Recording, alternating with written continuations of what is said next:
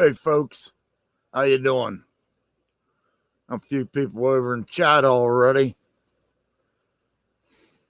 Let me check this out here. Yep.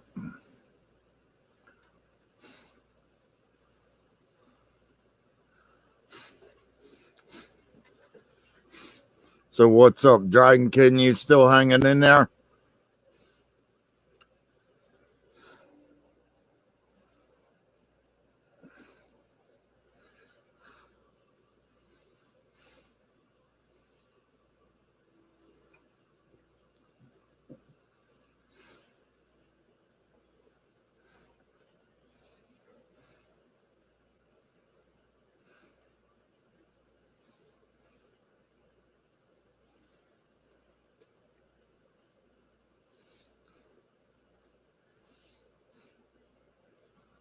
Okay. Get this ball rolling here. Hey, where are you hiding at? Where's everybody at? Knock, knock. Here. Rhonda Tolliver, the lucky one. How you doing, honey? Oh, yeah, always just broke throttle on my Husky. I gotta. Let me see that.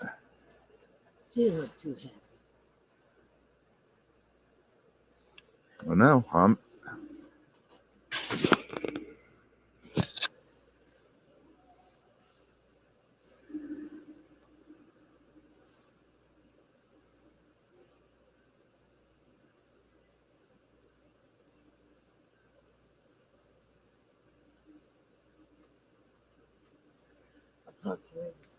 Okay, hon. Yeah, I'll see you. We can talk later.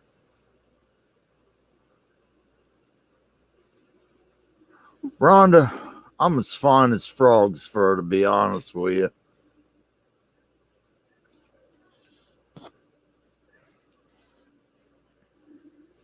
Out of power cord, huh?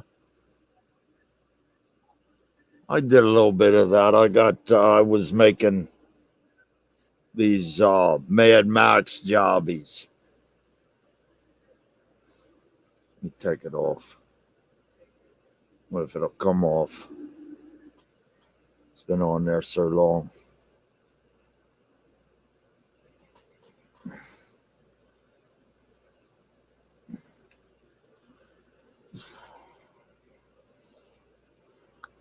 Yeah, same stuff, right, dude? 550 power cord. Send the link. Oh, yeah, I guess that would help, wouldn't it? Who? Duh. Sorry. Maybe I ain't doing as good as I thought I was. Come on in. Doors open.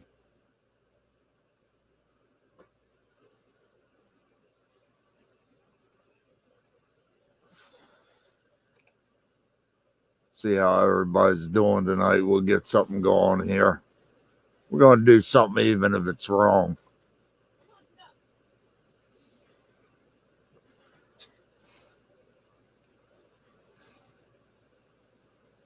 I only got one wrench tonight. What the heck? Huh. I'll be damned.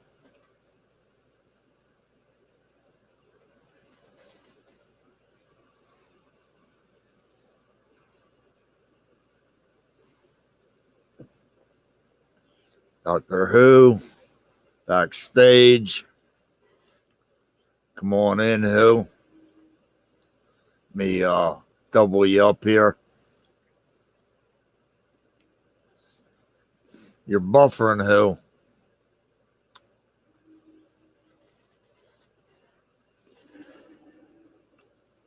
Can't wait till you get your new phone. It's going to be sweet.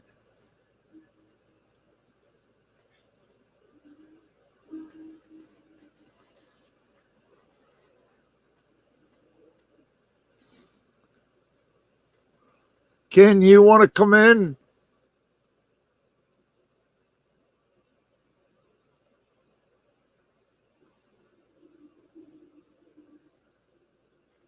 Oh.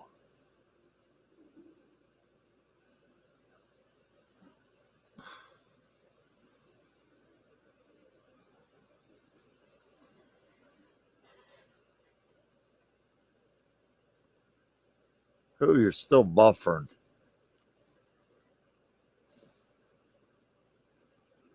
Dragon Ken. Let's see. Here we go. Hi, buddy. Hey, how's it going? Try and find the Good. camera there. So that's the throttle linkage. And this plastic piece, it goes against where's the camera? There. When you press the trigger in the safety, it pushes on the plastic piece, but the plastic piece snapped off, so it doesn't push my throttle.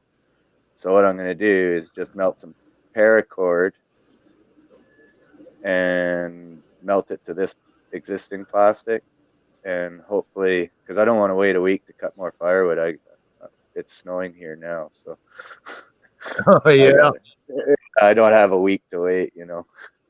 But yeah, I saw a guy. He melted up. He made some molds for some serious slingshots, and yeah, he melted up paracord into it, and he threw like 4 bands on that thing, and it was a serious slingshot. So I Oh, you figured seen this. the video?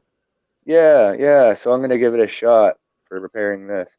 It's the plastic's just a little slider. It just slides through through a little plastic hole, a square hole, Right. You and could it just probably have somebody 3D print one of them up for you. yeah. There's no 3D printers in this small town. Yeah. There's not. Yeah, Yeah, but I nothing mean, here. on the internet, there's people out there. Oh yeah. I'm gonna try and get it fixed tonight so I can go back out tomorrow morning. It broke halfway through a cut on me. I got most of my truck loaded, but yeah, I gotta get this done tonight, I think. But I did order the other part. It's gonna take a week to get here. Yeah, you're way up there, ain't you? Yeah. I'm about 3 hours from any major city, so either direction. So yeah, it's frustrating, but it's peaceful. Bears and skunks and cougars and wolves and crazy tourists in our little town. But yeah. Crazy tourists. Oh yeah, they're nuts. I don't know, they just about killed us last year on the highway, 2 minutes from our house. They, we get a lot of people that don't know how to drive in the mountains, and they're awestruck when they're looking at the scenery that they have no idea that other people are on the road. So yeah, like they destroyed our what was it, 84 Dodge Prospector, Dodge Prospector, yeah. Uh, they pulled out right in front of us in an RV from the emergency lane and did a U-turn as we're traveling down the highway at highway speeds. Like we had 7 feet to stop at highway speeds. It was ridiculous, but we all came out alive, so we're lucky. But yeah, we don't like the tourists in our town because they cause a lot of traffic accidents on the Trans Canada Highway here. It's the highway that goes from Calgary to Vancouver, so we have all kinds of people on the roads here. It's nuts, but yeah, they just don't get it. They're passing on double solid lines in corners on the mountain roads in the winter. Like it's bad news. So that's why I stay at home and I try and pour and fix things so I don't have to deal with them. Yeah, stay in the house. That's Yeah, my that's my theory. yeah. Stay in the house or go to the bush. Either way. At least in the bush, I'm digging holes so I can bury them if they find me out there. Yeah. Cool. Well, I wanted to show you that piece, what I was talking about there, and hopefully it makes a bit more sense to you. I think because it's got a little, if I slide the plastic down, it's got a little tab where the plastic should adhere to. Where's the camera there? I don't know if you can see that.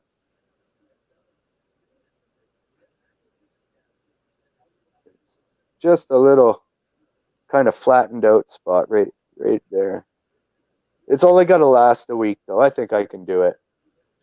I think I can do it.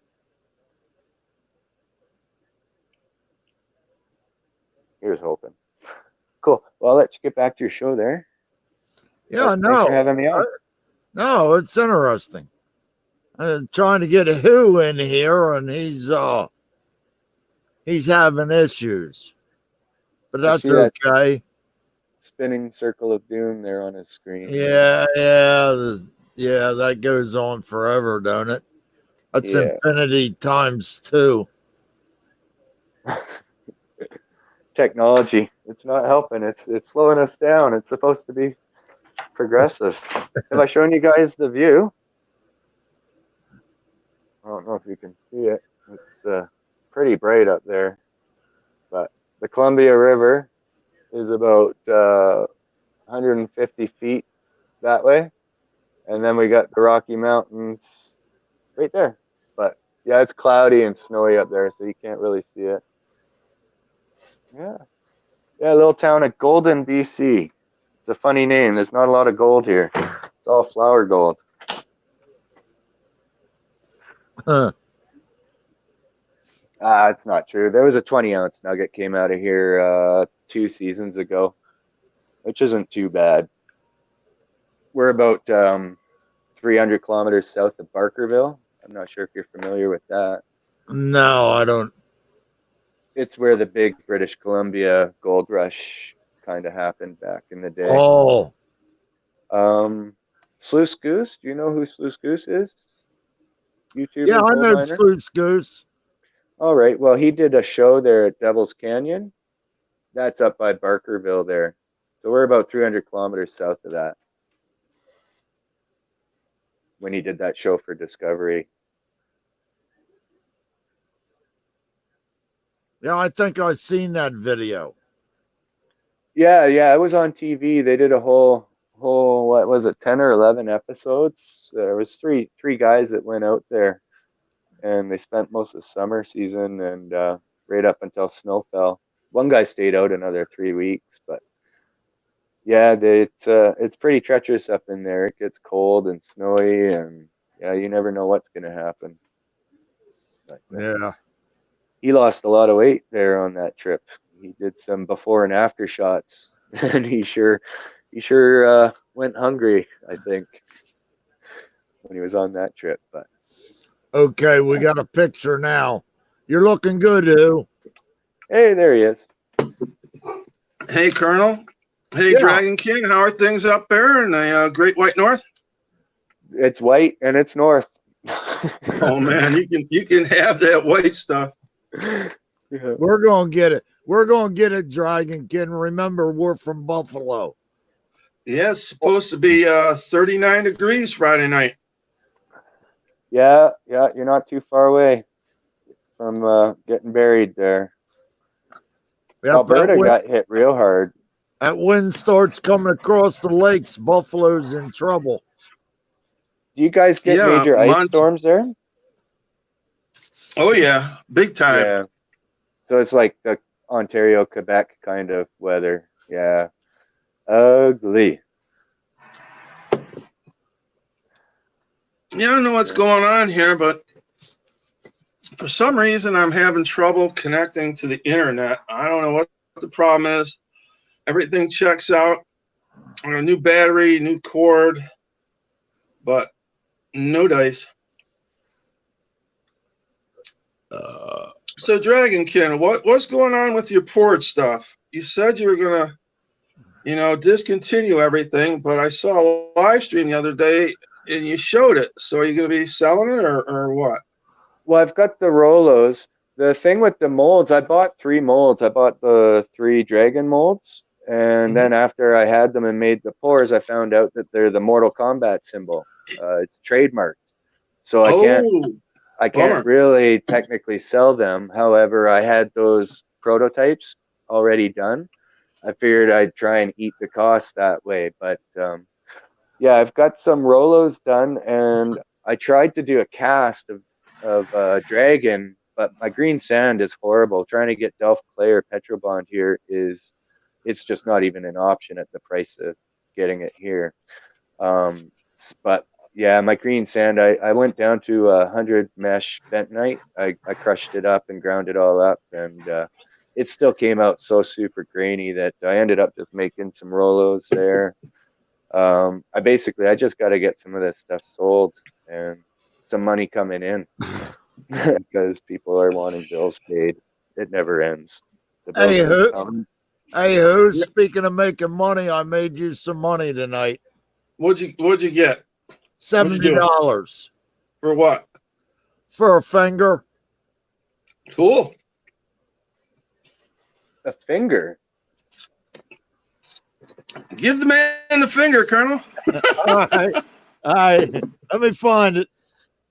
Here it comes. Where am I here? There you go. Down a little. Oh, nice. Wait a minute. It goes that No, right there. Hold it right there. There you go. that way. You can't see it in the bag, but I got it all shined up and I didn't want to touch it. So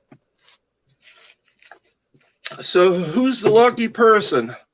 that same guy that buys all the silver off of me. I think I know who that is. It's not me. No. It's an old customer that comes here to the house. And anything I got, I could have sold him everything I had on my desk if I wanted to. But I couldn't get a hold of you, so I just sold the one. I said I can make another. That's not a problem, you know. Oh, shit. I'm sorry. I took a nap. That's okay. I'm still dealing with this cold. And damn, I only thought there was 3 yellow jackets in my bedroom. And I was getting ready to go to the doctor. I put my sneaker on, and there was a 4th one in my sneaker, and it stung me right in the big toe, and that sucker started to blow up, and I'm like, oh, shit. So that was that. Then I took some Benadryl, which knocked me out. Luckily, I woke up about 5:30. Otherwise, I'd have been sawing wood till about midnight. What's Chef up to? Is he behaving himself? Yeah. Hey, Chef, what's up? Hey, Slacker, how you doing? Can you see chat now? No, I'm reading what you put up. Oh, okay. I'll try to follow through. I'm going to jump back in the main chat there. But thanks for having me on. This is my first time using the StreamYard. It's not too bad. I couldn't get it to work the other night, but it's working good now. So thank you very much. Yeah, come on man. back whenever you're ready. Yeah, we're here for a while, man. You don't have to leave if you don't want to. Oh, I'll just get off the camera though. It's my wife's sitting right beside me and all that. So All right. cool. Or put your avatar up. Do you know how to do that? No. Oh, I don't. You're on a phone, so I can't help you. Yeah, no worries. I'll figure it out. I've been learning OBS too and all that stuff, and playing around with that and the things. So I'm sure it All won't right, be man. complicated. Yeah. Cool. I got to excuse the sniffles here tonight, Colonel. Yeah, that's all right. Sal slurps and we sniff. Who we got out there in the chat room besides Slacker and Chef? Silver Vessel, Chef, I think Bigfoot Silver Hide and Seeker still here. And I don't know. I think that's about it. We got 7, 8, 9 people total. I know Slacker. Rhonda Tolliver was here. Rhonda, if you're here, stick your hand up there, will you? Yeah, what'd you do the other night? Everybody that's here say Y for yes or N for no, right? Yeah.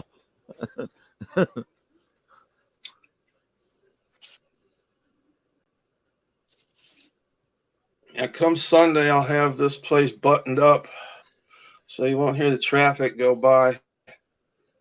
right now I'm still a little feverish from this cold. Drinking a cup of tea. Well, we might change that later.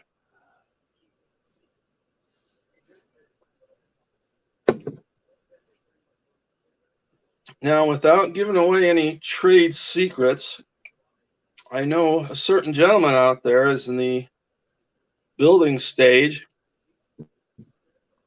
of a flamethrower. I wonder if he might like to come on and give us an update. Yeah, well, that's a thought, man. How's the build coming?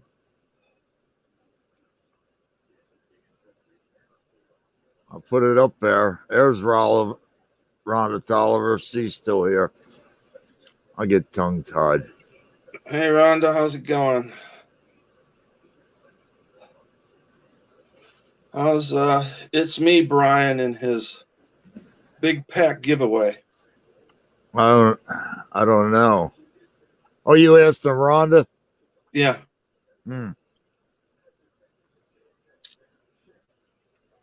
Tell you one other thing I found out when I was setting everything up is that my volume automatically goes back to full, and I didn't know that. When I shut it off, it automatically goes to full, and I thought I had it turned down to half.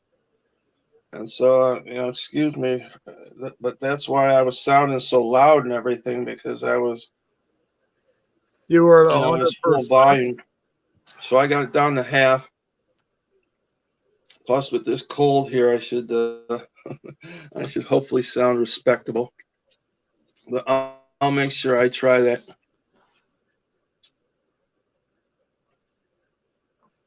Okay, the build is going well. All right.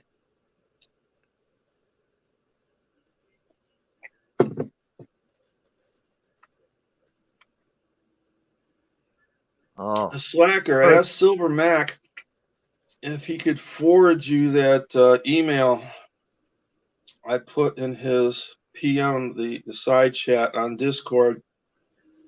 It shows a little portable handheld flamethrower that you can buy. And I just think if you're having some problems, I know you're having a problem with the one thing, you could look at it and maybe it would help you a little bit. It's legal in all 50 states. Handheld flamethrower. Oh, we're in trouble. What PMU say there, Colonel? What you in trouble for? Hey, Rhonda, what is up? I was in the back folding laundry and I heard my name. So I come up here and he says, well, if you're here, put your hand up. So I put the peace sign up. Rhonda, for those who don't know who you are on Colonel's mega channel here, why don't you introduce yourself? I don't see nobody I don't know yet. Oh, okay. I am mistaken. I get around. That's right. there you go. You are the lucky one, right? You are the lucky one, right? Well, yeah, I'll explain why here in just a second. Oh, let's put something here in the middle for everybody to look at. Well, leave your brother alone. All right. I went yesterday to the bank, and I got, I'm going to go back there and knock him in the head and you don't quit yelling for me. I wanted 400 in bills, and the lady at the bank asked me how I wanted them. I said, well, give me 200s and 200s and 20s. And she laid the 200s up there, and I looked at them real quick. I said, hi, slacker. I said, I don't want them. I said, they're not worth anything. I said, so just give me 420s. I got a box of nickels. I got 10 rolls of quarters, 6 rolls of dimes, and $3.50 of Susan B. Anthony dollars. And she only charged me $553.50. I'm like, this ain't right. She looked at me kind of weird when she handed me the receipt, and I seen that for the withdrawing from my account into the bank. And I'm like, I explained to her, I said, I got 400 here, and tapped the box of nickels. I said, that's 500, and the 10 rolls of quarters make 600. She still looked at me like I'm goofy, and she looked at her computer, and I looked back at her, and I repeated what I just said. And she was a trainee, and the lady that was next to her that was training her in the next booth, she looked at her and she said, do you know what you did wrong? She says, no, and she's looking at the hash up, and she's looking at the computer, and she couldn't figure it out. I said, well, I bet I do. I bet you only put 1 roll of quarters in instead of 10 rolls. So the girl in the next booth asked her if that's what she did, and she said, yeah. She said, well, just make out another withdrawal slip for 90 and deposit it back into the bank, and that'll way to be right. I said, I'm sorry. I said, but I got to be an honest person, you know. And I said, I bet I have good karma out of my coins. I got out of the nickels. I ain't really searched them yet and didn't really look at the years, but me and my grandson did a battle on looking for the V's and Buffalo and silver nickels. And I'm not for sure if we found any out of there was 2 rolls that he did that he just pushed straight back through the roll into the box and didn't even look at. So there's still a possibility that I might have one of them. Out of the 6 rolls of dimes, I got a silver, 1957. Out of the quarters, I found my first V, or my first W, out of the first roll I opened. It's a low, but I found one, finally, 10 months into the year. Hi, Barbara. And then last night, my buddy of mine, he's 75. He's one that I got the other rounds and stuff off of here a week or so ago. He pulls up, wanting the money, you know, that I owed him for them because he waited till I got paid. And so I went out there to give him his money, and he's got this bag of $50, 14 of them. And he said, "You want these?" And I said, "Well, yeah." You know, he only wanted $7 for them. He didn't want nothing extra. I said, "Yeah, I'll take them. I mean, how am I going to lose any money?" Got a 90%er and a 40%er, a 64 and a 68. Where can you go wrong? Yeah, you know what I mean? They're giving the shit away. Take it. Exactly. But actually, I gave him. He also brought me another silver round and a bar. That's the 999 1 troy ounce, and the round was another Christmas round, and so I gave him $120. See, originally he brought me 5 rounds the first time. He said, "Well, I want one back," and I said, "Which one do you want back?" The one he wanted back was the one that had copy on the back that was just made out of copper. He didn't want none of the silver back. He just wanted the copper one back. And I said, "No problem, you can have it." So altogether, I got 5 silver ounces, rounds, and 1 ounce bar. I'm not on my camera right now, baby. And 1 silver bar, 9 Sacagawea dollars, and he brought me the 14 halves, 1 silver bar, and 1 silver round last night for $120. I sold one of the rounds that he brought me the last time that had the pictures Jesus on the front and the Bible verse on the back for $20. Plus, Reverend David gave me 5 for shipping. And after I sold it, Al told me it was worth $35. But I don't care. It went to Reverend, you know. 20 was fine with me. But Al said the 3 Christmas rounds I've got are all worth $35. So that's $105 right there without the 90%er and the 40%er. So I don't think I did bad. I gotta hand it to you guys who go through coin rolls, and ladies, excuse me, go through these coin rolls. I don't have the patience for it. I go through a few of them and say, "Screw this." I enjoy it. I just spent almost $60 ordering me another USB scope that's cordless. I just now ordered it. It'd be here Saturday or Friday. Sorry. And it makes it a lot easier to scope than just having the loop. Right now, I'm using my 615 Logitech with the jeweler's loop on the end of it for a scope, and It doesn't do justice.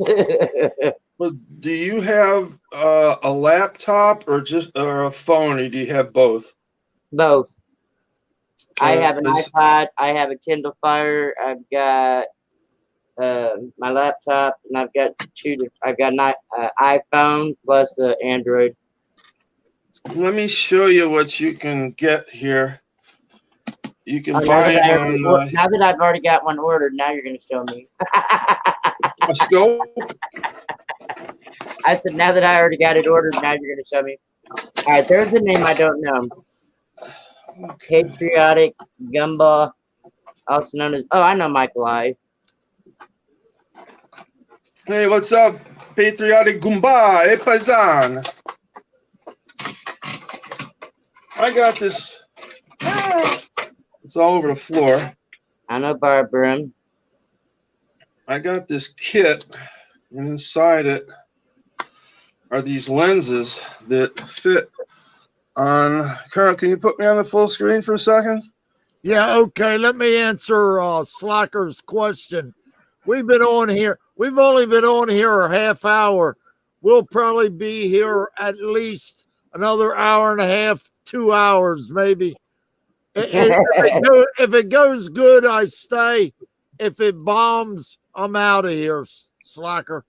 Yeah, you know how time flies when we're on here. We was just on his stream. He says, I'm only going to be here for an hour, and we was there 2 hours. Now, what's that?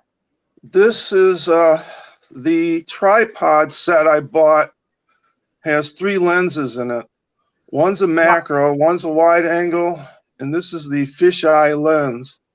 And it will go right over the camera. As you can see, it's got the fisheye view. Wow. You take it away and you can see you can't see the top of the TARDIS and stuff. And you put it on here and you can see everything. So where did you get that at? Well, I got this at Best Buy in a set for $70. So we don't have a Best Buy around here. Lenses.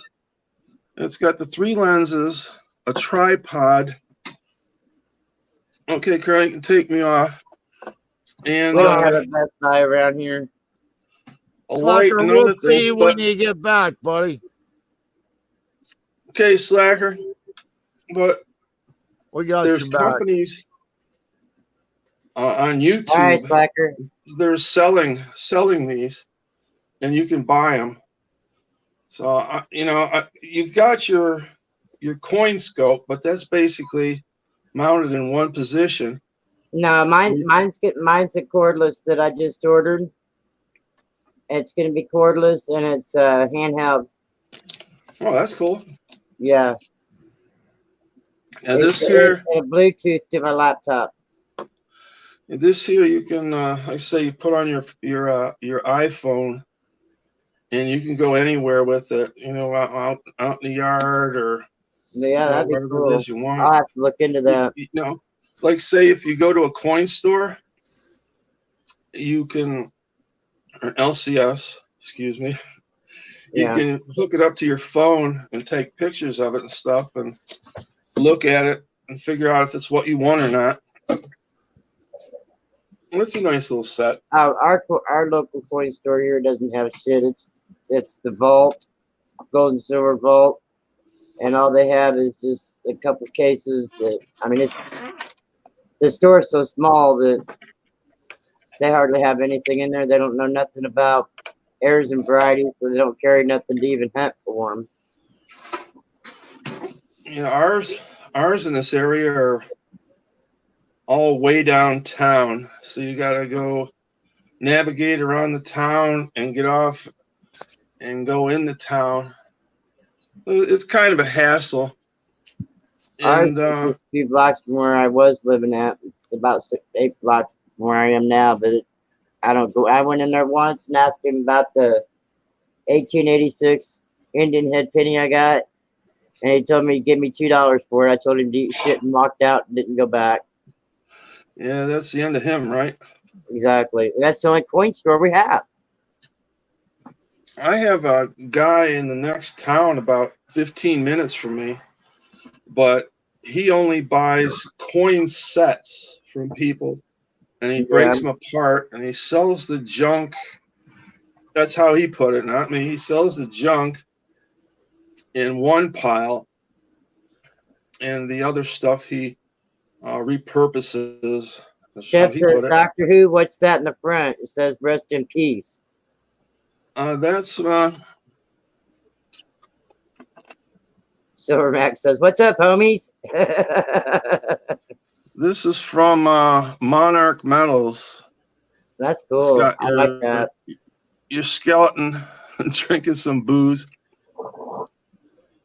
It's I think there's 500 of them. This is 440, and this is the second in their series. Hello, Silver And Max.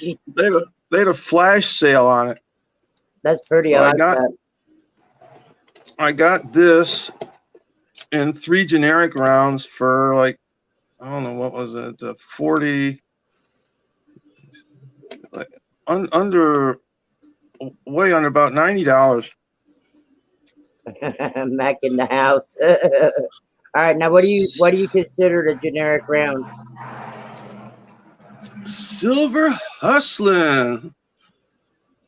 Now that's one name I don't know, so I guess I'll introduce myself. I'm Rhonda Tolliver, the lucky one. That's Silver Hustlin'. The man we all preach. That's his buzzword, preach.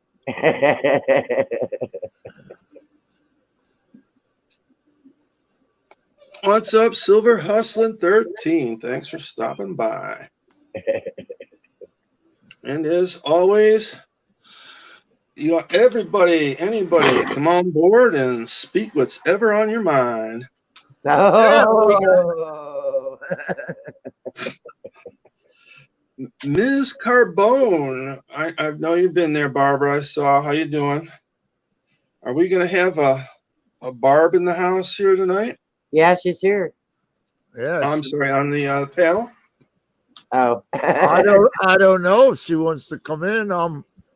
Since we got a bunch of new people here, I'll just post the link. What's happening? Not much, nothing. We got the little one here that wants to show his face. Camera's right there. I'm not using that one. Who's this one? The Stacking Nerd. I don't think I've heard that name either. Nerd. Where's Nerd at? He just popped up, third one from the bottom now. I can't How see. you doing, Nerd? What's up? Where the Nerd does Everybody daily said hi to him. You deals. can't see him. Your chat's moving too fast. Whoa. You gotta slow that down, Colonel. And Nerd does the daily deals on YouTube. Oh, really? Yes, it's somewhere between usually 12:30 and 1 o'clock. Oh, God. Oh, you're getting heavy, kid. And who's this, Rhonda? This one's Ryder. He's the one that's, well, they're both in most of my videos or my streams. This one's the Hey, bud, 6-year-old. what's up? This one's the 6-year-old. Sorry, bring this down a little bit so you can see. He looks well behaved. How you doing, bud? He's got you fooled. Say, all I want for Christmas is my two front teeth. So on. My two front teeth. Hey, how much did the tooth fairy bring you? I know one of them he got $4 out of. I got 1 and 1. No, you didn't. You got 4 out of that last one, I know. Oh. I don't remember how much you got out of the first one. Geez, Colonel, I remember I only got a nickel. Yeah, right? I That's don't remember about getting it. anything. Get off. I got my legs crossed. Oh, ow. Yep, a nickel then. That was about it. Silver. Come here. Come here. Of course, that was back in the 60s, so who knows what nickel it was and how much it's worth today. Right. Only if you would have saved that nickel, huh? I got, let's see, all year long, I've been looking, and the only thing I got still here, I haven't done anything with it. It's a 1941 S nickel. Pretty good shape. Silvermax, I want my one front tooth. Look, Silvermax told you he wants his one front tooth. Well, he's does grow faster. I'm gonna have to raise it up for you. Where'd it go? This is all I want. My one front tooth. And then somebody said that they put in gold for theirs, I think. Scroll down. Blew up some soda cans with the Yes. AR. Says I put a gold one in mine.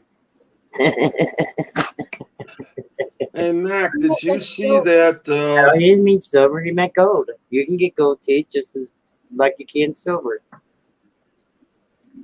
Hey, Rod, how's it going? Rock and Rod one, hello.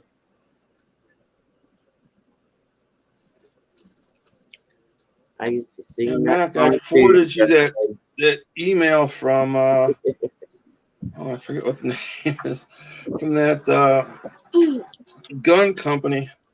It's in your box on Discord. There you They're selling a small handheld flamethrower, go. Wow. legal in all 50 states. So, Right. yep.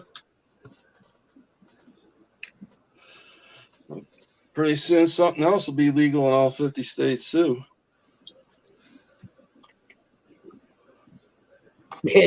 Not here. What state are you in, Indiana. Rhonda? Indiana, and it'll be the last one that'll ever do it. They're Well, we're fighting. not too tooth and far nail. away. They're fighting. I never tooth and thought I'd live to see the day. All around me are fields of the stuff. Now, yeah, it's all Well, for hemp. I've always said ever since I was a kid, if they'd legalize it government-wise, the government would be out of debt. Well, I know in Colorado and California, they're already saying how it's paid for a lot of things in schools, Exactly. bridges, roads, and all that stuff. But federal, it's not legal. It's just legal by state. It's not legal by federal. Yeah. In Canada, it's the whole country. Really? You know, yeah, the whole. Grandma have one? When was that, Kernel? Earlier this year? Was it March, April? I don't remember. The whole country went legal all at once. Cool. And the thing about it is, you really haven't heard anything negative. Because Kernel and I mean, he a lot closer. He lives probably half hour from Canada. And I can look out from my back door and I can see Canada. Wow. And, you know, you get the TV stations and so on, but you haven't heard anything negative about it in any of the news or anything. Why should So you? How many people got killed by a stone driver? Well, Kernel will be the first one to tell you he's got his choice between a drunk driver and a high driver, and he says Right. you take the high driver any day. Exactly. That's what I said. How many's got killed by a high driver? None. I know they're gonna have to come up with a more acceptable name than stoned or high, though. Who's DR? Do what? Who's DR? Who's DR? That says Doctor Who. Remember? Hi, bud. What's up? He's been up on our panel before. Remember? You don't remember him? Kernel was up on my panel one day too. All the stuff growing around me is all for hemp and CBD, but there is greenhouses with the good stuff. Right. Because it's decriminalized in New York, and you can also get it for medicinal, which I get for the treatments I'm going through. But all the people, I know in my family next year, we've got like 50 some acres of land. Most we grow hay on for the horses we board. Some of it's going to be going to hemp and CBD next year. So the one guy next to us, he cleared a cool $1 million on the greenhouses and the CBD, and the state came in and did everything, helped them turn it over from indoor. I don't know what he was growing, some kind of sensitive foodstuffs.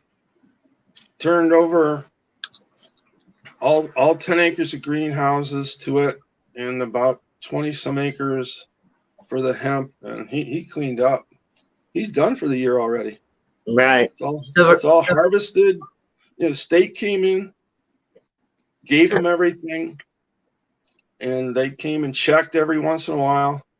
And when it's time to harvest, they came in and harvested everything. The stacking nerds and edibles are life. From a comment, They talked to your mom. Nerd, Got it. Gave it to your mom. Stacking Nerd lives in one of those states like yours, Rhonda. That's not legal. No. I was reading this comment up here. Silver Hustling 13 says, well, man, alcohol and nicotine as well as high fructose corn syrup have killed a lot more people than a bad joint. That's so true. And there's a gentleman in the group on Discord. I don't know if he wants me to say his name or anything, but he's involved with the nicotine side of the vape industry. And I bet I know what you're talking about. The one that's losing all the flavors and everything. Yeah, and he's really stressing over it. Yeah, he's losing his business. I'd stress too. Yep. I mean, it came out of nowhere, he said. And well, I don't know, because bam. here a couple years ago, they passed it to where the smoke shops and everything here couldn't have the flavored anymore. And I mean, they had from 0 nicotine to 24 nicotine, and 70 different flavors at least. He had them all in one box. And I said, you know, what are you doing with them? And he says, we are not allowed to have them in the store. They just took them off the shelf. And he said, we have to get them out of the store. He said, I'll tell you what, you want to give me $5, you can have them. I said, well, hell yeah. I made all kinds of money off them things. Yeah, the guy, little bottles to the big bottles and everything. Yeah, the guy at the local place I go to says they have until like October 15th, and that's it. Yeah, they've been off here. He's gearing up. He primarily deals in pipes and so on, and he deals in kratom in the CBD, and he's building that up more and slowly pushing the other stuff back. He's going to warehouse it because he doesn't think it's going to stay that way for long, but he's trying to turn over so he can keep, you know, he's got a nice store in a great location. Yeah, Silver Max says, I used to smoke. I still do, but I used to too. I like making great things. All right, here's one of the things I got. Yeah. Yeah, you can put anything inside them if you really want. It doesn't have to be what it's supposed to be. That's the trouble. They've been raiding a lot of places. I see where it's, especially in Minnesota, in Michigan. Yeah. Where this stuff has got anything but the THC in it. Now, this comes from a reputable company. And it says right on the box, 97%, you know, take that for what it's worth. Right. But you can tell from this, like, you can see how viscous it is. What, baby? Is your brother out of the bathtub? Then go get in it. There's no water in it. My brother's trying to get out. All right, hang on a minute and I'll run your water. And you can also, anything darker than this where you can't see through it, you don't want that. You're right. I mean, that's motor oil, you know. Right. Forget it. Right. So it's like they're warning you, anything that smells funny is too liquid and too dark. You don't want it. No, you're not taking my iPod to the bathtub with you. You still got an iPod? Yeah, I got well, actually, it's my controller for my DRG unit that's in my left cheek for my Right here. sensation for my feet. No, it's not in my left face cheek. It's in my left butt cheek. He's tapping his face like right here, right here. No, it's in my left butt cheek. You know that. Yeah, they wanted at one time to put a morphine pump in me for my back. Yeah, my doctor pain. wanted to do that to me, and I asked them if they were going to buy my street drugs for me when I got immune to it. The thing is to refill it, you got to go in and they got to find where it is and stick that needle in there and load it. Well, my battery pack in my left cheek has to be replaced every 3 to 5 years. If you wouldn't have been running across the floor with socks on a wooden floor, you wouldn't have fell on your ass. You didn't cry long, did you? You act like you was going to start crying. Kids. No, someone just made a deal. Oh, I missed that. What happened there? He was just shaking hands with them. A little sleight of hand there? What was that deal, Colonel? We seen you shaking hands. What kind of deal did you just make? Oh, that's the guy I sold the silver to. Ah. Well, hey, you know, tell him he can have the rest if he wants. You know, For a good price. you can make some more, right? Oh yeah, I guess. I gotta go run his bathwater. I'll be right back. All right, Rhonda. Okay, Rhonda. We'll see you when you get back. All right, Colonel. Who else we got? I didn't know what you wanted to sell, or I'd have sold him more. You know. Oh shit, man! You should have let me know he was there. Yeah, you can go ahead. I tried to. I told you to come in, but I guess I forgot to put the link up. Whoops. That was before we went on air. He got here about 10 of. Yeah, I was still making my cup of tea then, so sorry about that. That's all right. So, what are we going to auction later tonight? I don't know. We don't have nothing. We still have hammered shit. Oh yeah, no, hey, we got to talk about that hammered shit stuff, right? That's right. See, Is Stacking Nerd still out there? It's getting to be a fad.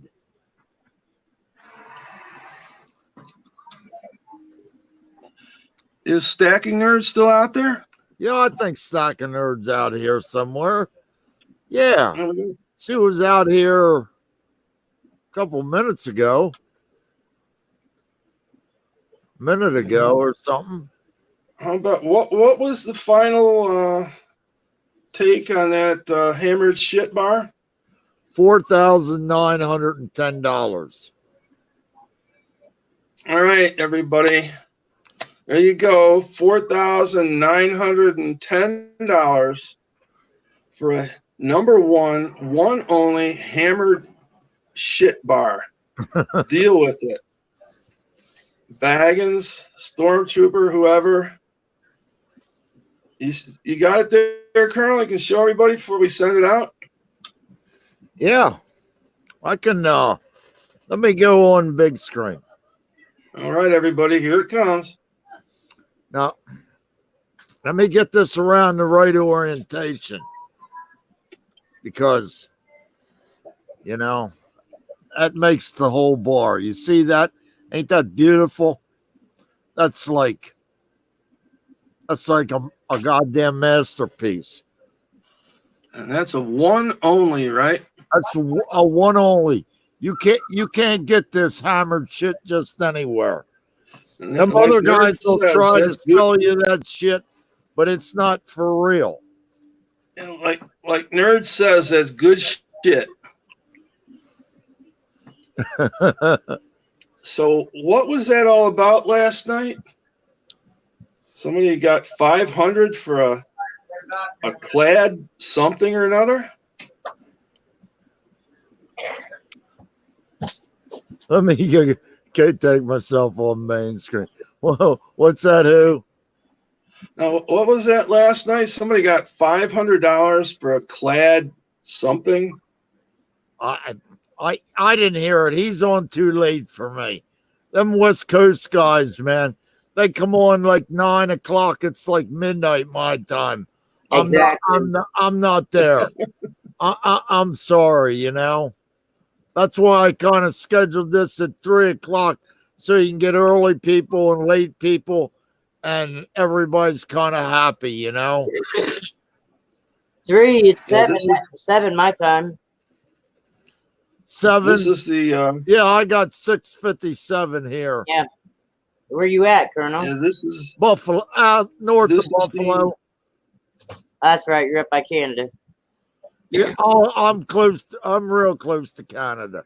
Yeah, that's I'm what south. Dr. Who said. He said he could see it from his house. the Colonel can smell it from his. Right, right. I can see Canada. All I have to do is go to the lake, look across, and you can see Toronto. Yeah.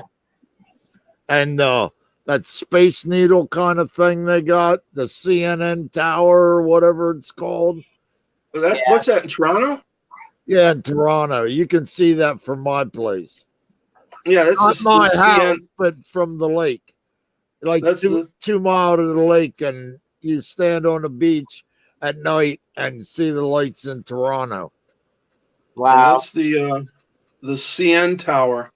CN The one- Tower, Canadian National or something. Yeah, What I say, CNN? yeah, Hey, that's you want- cool. Check the mail while you're out. That at one time was the world's tallest If you want to go with freestanding structure. it, stomach hurts, Now so you've that's- got the other one, the Space Needle in Seattle. And the other time he I jumped up. think you've got another one in Las Vegas. But where the CN Tower is, it's got a revolving restaurant. And the last time I was there, took my wife. We went up and had dinner. It takes 1 hour to go around. So you try and milk it for a while, but when it goes out over the ocean, or excuse me, the lake, you can see back into the States and then around again.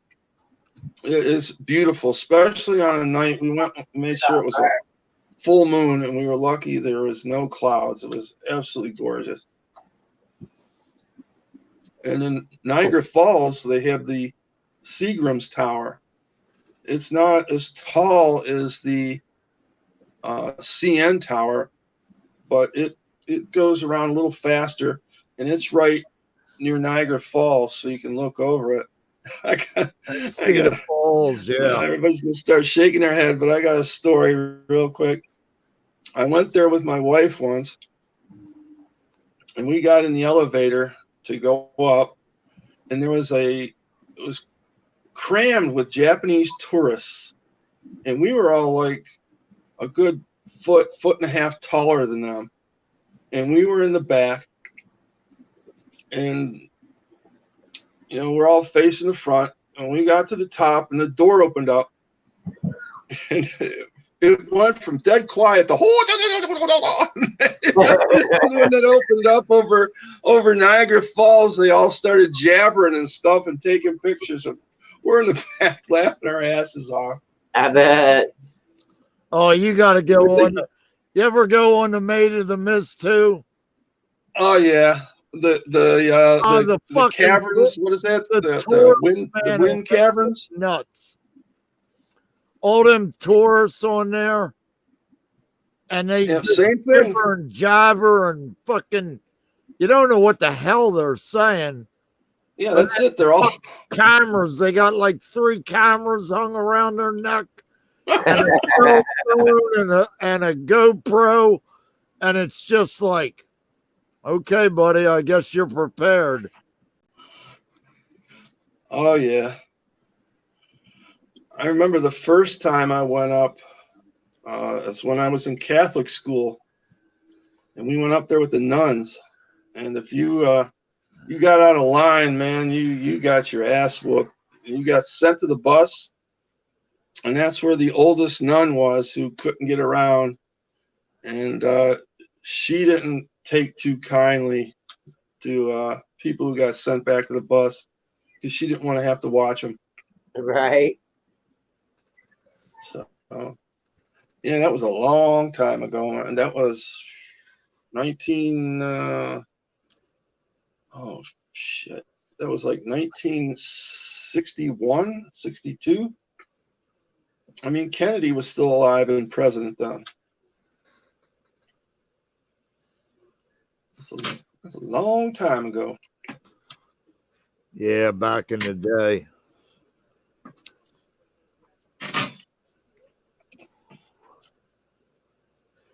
Did you see what SJ said? No, what'd she say? She said, I'm going to have to put a bucket on my head and wear a lower blouse in front. What was that for? Last night with that $500 channel bar. Oh. I'm doing something wrong here. Oh, she was in the stream too? I think she was on Discord and heard somebody talking about it. Oh. So, did you see the video Menahune released yesterday on the the movable silver he poured? Hello, Nathaniel Lee. No, I didn't see it. You know Nat, Rhonda? No. I've seen him, but I don't know, you know. I've never been on panel around him or anything like that. Okay. Let me see if I've got him. Nerd, are you talking about Menahune's poured pieces, the articulating ones? I think they're talking about beds. Okay, Hustler. See you later, buddy. You take hey, care dude. now. We appreciate you stopping by, bud. Yeah, much appreciated.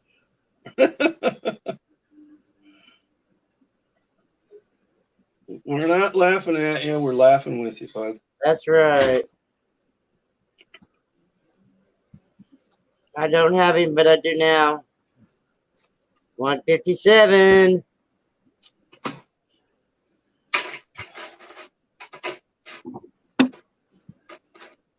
When I was on the stacks and stuff, he had made me mod and helped him with chat and had me up on panel to help watch chat for him.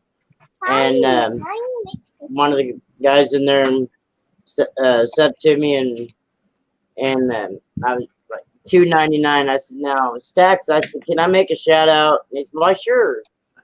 And I shouted him out, and I said, "No, come on, I'm just $2.99. We can get him to 300." Okay. We did. We get a couple over 300. What, Martindale?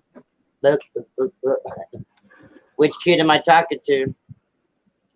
It's snowing already here. It's time to go search and track for the 30-point buck. No shit. 30-point, man. Are you sure you aren't exaggerating a little? That's a big sucker. I would not want none of the meat off of it. It'd be tougher than hell. I'll take a doe. Take a doe any day. Most of the deer around here are all like corn fed, or at least they were, because there's different plants growing in the field now, and I don't know if they eat it or not. But the meat is real sweet. It's not that tough, gamey stuff. Wow. I know the older they are, the tougher their meat is. Same with fish. How do you get this one? I told you, that's your Rubik's Cube.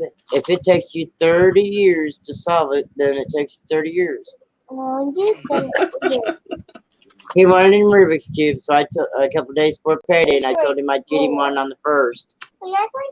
And I only got him one that's just the 2-layer, not the 3-layer. Toy Story 4. His memo, I want the 3-layer. I said, you ain't even done the 2-layer. That's a trainer Rubik's Cube, right? Yeah. He says, how much are they, memo? It's just a couple dollars. But that one right there was $7.88. They got him up to the 3-layer up to 15, 16 bucks. I couldn't believe it. I didn't think they were that expensive. They wasn't that high when they first came out. Do they still have Etch-a-Sketch? Yes, sir. Yes, they do. Welcome back, Slacker. Nerd's got the good tasting deer down there. What's that? She's got the corn-fed deer. Oh, yeah, yeah. That's what they're over Illinois, over there, about 20 miles from where I'm at now, where I was raised.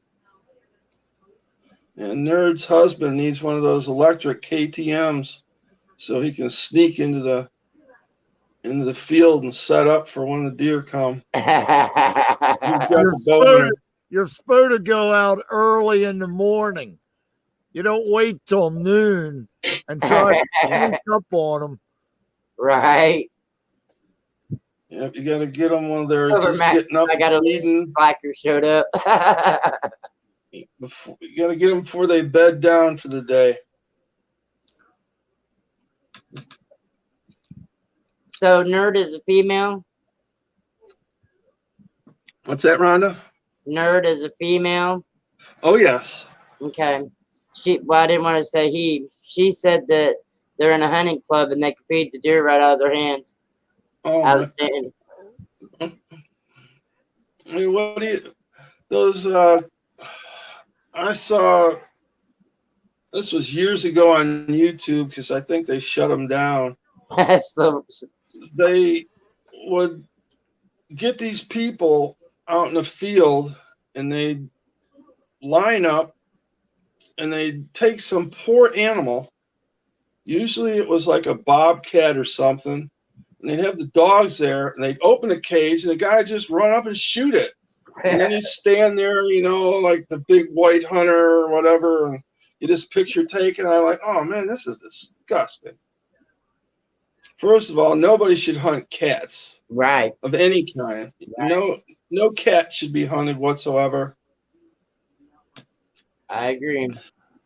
Why does Silver Mac gotta leave because Slacker showed up? Yeah, he's just screwing with him. A little bit later, Slacker says, I passed it now. I gotta go find it. Here it is, right here. No, there's another one. Okay, on. Toy Story 4. Get out of here, boy. We don't want to hear him. You ain't watching Toy Story 4 in here. Look. You probably have to buy it. He's afraid of that.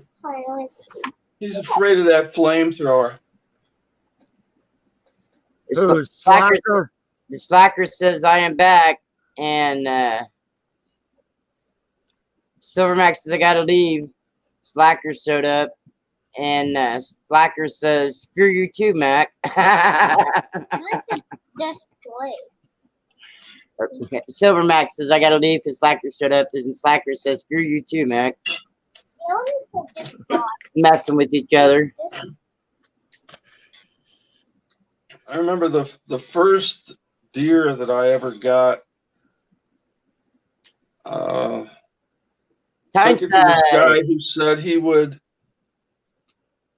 you know, cut it up and wrap it. He asked me what I wanted, you know, ground, the steaks, so on and so forth. And he told me how much. And he said, give me two prices. One if he kept the hide, and the other one if I took the hide. He said, I'll have it, you know, in a few days. So he called me up. I went to get it. I'll be damned. There was hair. There was fur all over it. He goes, oh, you can just wash that off. And I go, screw you, man. I'm not going to be able to wash it. Yeah, you It's want not to gonna all come off. I go, you just ruined the whole thing. Then I found out later when he was arrested that wasn't my deer. It was one he got. It was a scrawny thing. He did that on purpose. Yeah. So, he would get the other deer and then he would move around. But somebody got wise to him and caught him. Exactly. And that was the end of that. But I still never got my deer because they confiscated everything. Wow. And they probably ended up giving it to, I don't know who, You want to put the link back in chat? Slacker's on his computer now. Yeah, Colonel, put a link in for Slacker. Yeah, Bigfoot. Yeah, jerky and sausage is great. Yeah. Along with the ground roast, and yes, I even had the ribs, deer ribs, steaks. Yeah, he said roadkill deer in the oil field. So it's too many bone splinters, so it'd be good for jerky and sausage. All that other shit ain't gonna be any good with bone splinters in it. Hello, everybody. Hello, Slacker. Welcome aboard. Hey, buddy. We got some good friends in here. I see Silver Mac is here, the Stacking Nerd, Tonside, Bigfoot. Got a good crowd. Yep. Hello, Slacker. So how's everybody doing today? Great. I still got a cold. Oh, no. I hope you Nah, I got that sore quick. throat. Nobody wants to hear it, so I just say great. Well, I don't know. I guess stung by a bee. Well, I don't know if you can tell by the picture, but you guys are getting a preview of the build. All right, Colonel, why don't you put Slacker up on the main screen there? Okay, can do. All right, Slacker, go for it. Okay, I'm the only way I can see side chat is to watch the YouTube side, so I haven't caught up to the there we go. All right. But yeah, Doctor Who's right. I can't really buy any silver anymore, so I don't have anything to talk about. I haven't been making a whole lot of videos. I like to tinker. I like to build things. I got bored, so all this that you're seeing is just stuff I'm, just from junk around the house. That except for the tubing, that was 15 cents a foot, so 50 cents. Hey, I could afford that. Right. But I just thought it would be kind of cool and fun to have the gnome toting a functional flamethrower. I mean, why not? There you go. You can You put a can't be video up wrong on all that. the time. You put a video up on that, and if anybody goes in and types in flamethrowers, it'll pop up. Yeah.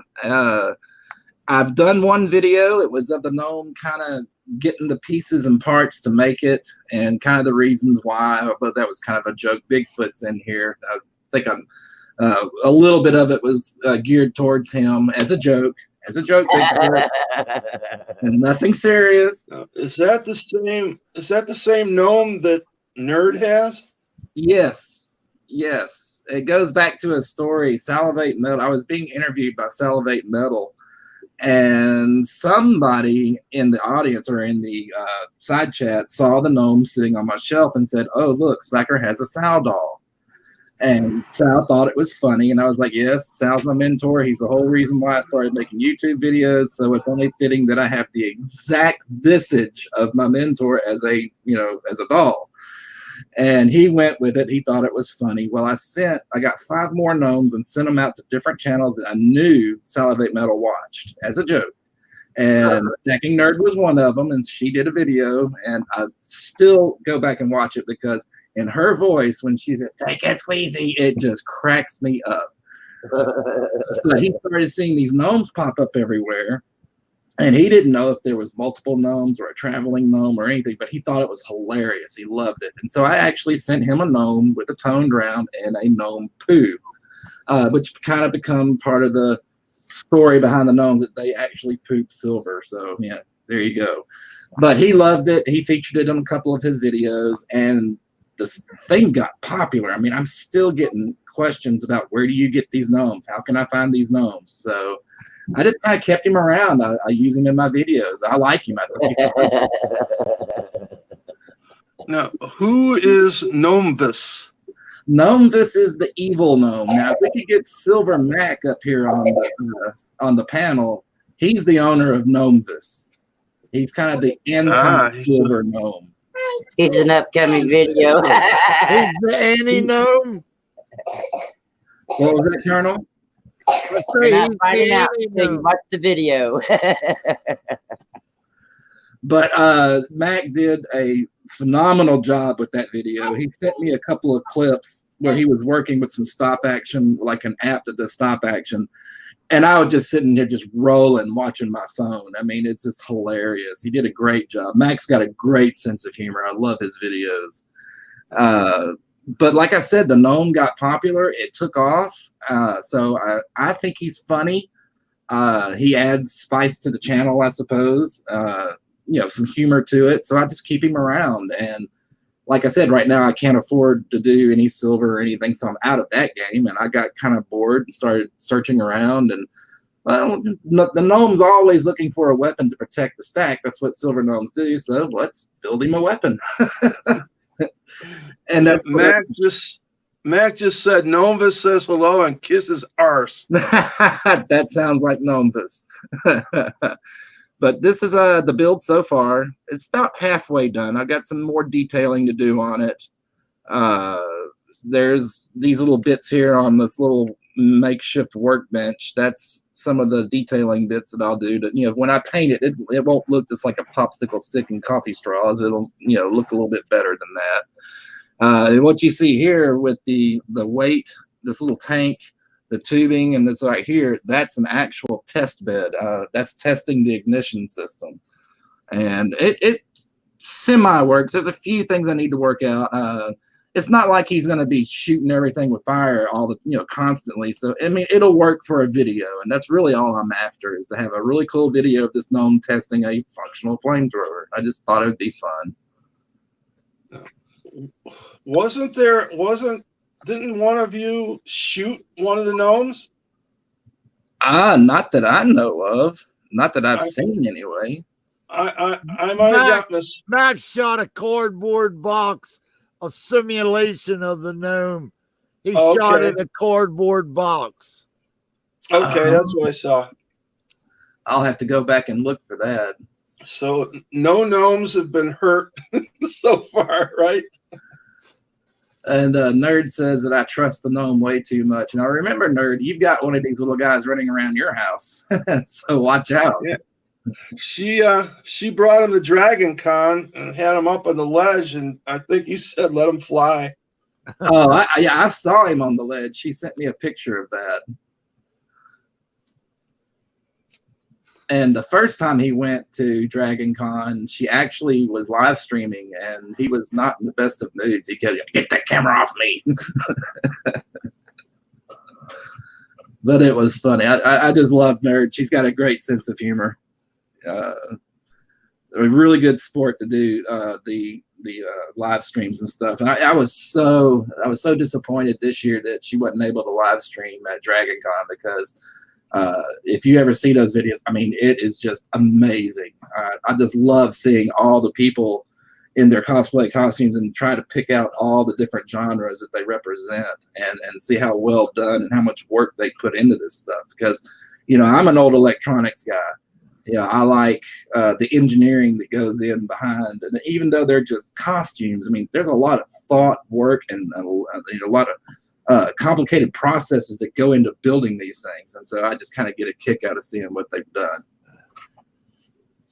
You're a big sci-fi buff. I remember the stuff you showed me on Discord, and we were talking about how, you've met certain people and you got these things. I like when you said that Commander Riker was a jerk.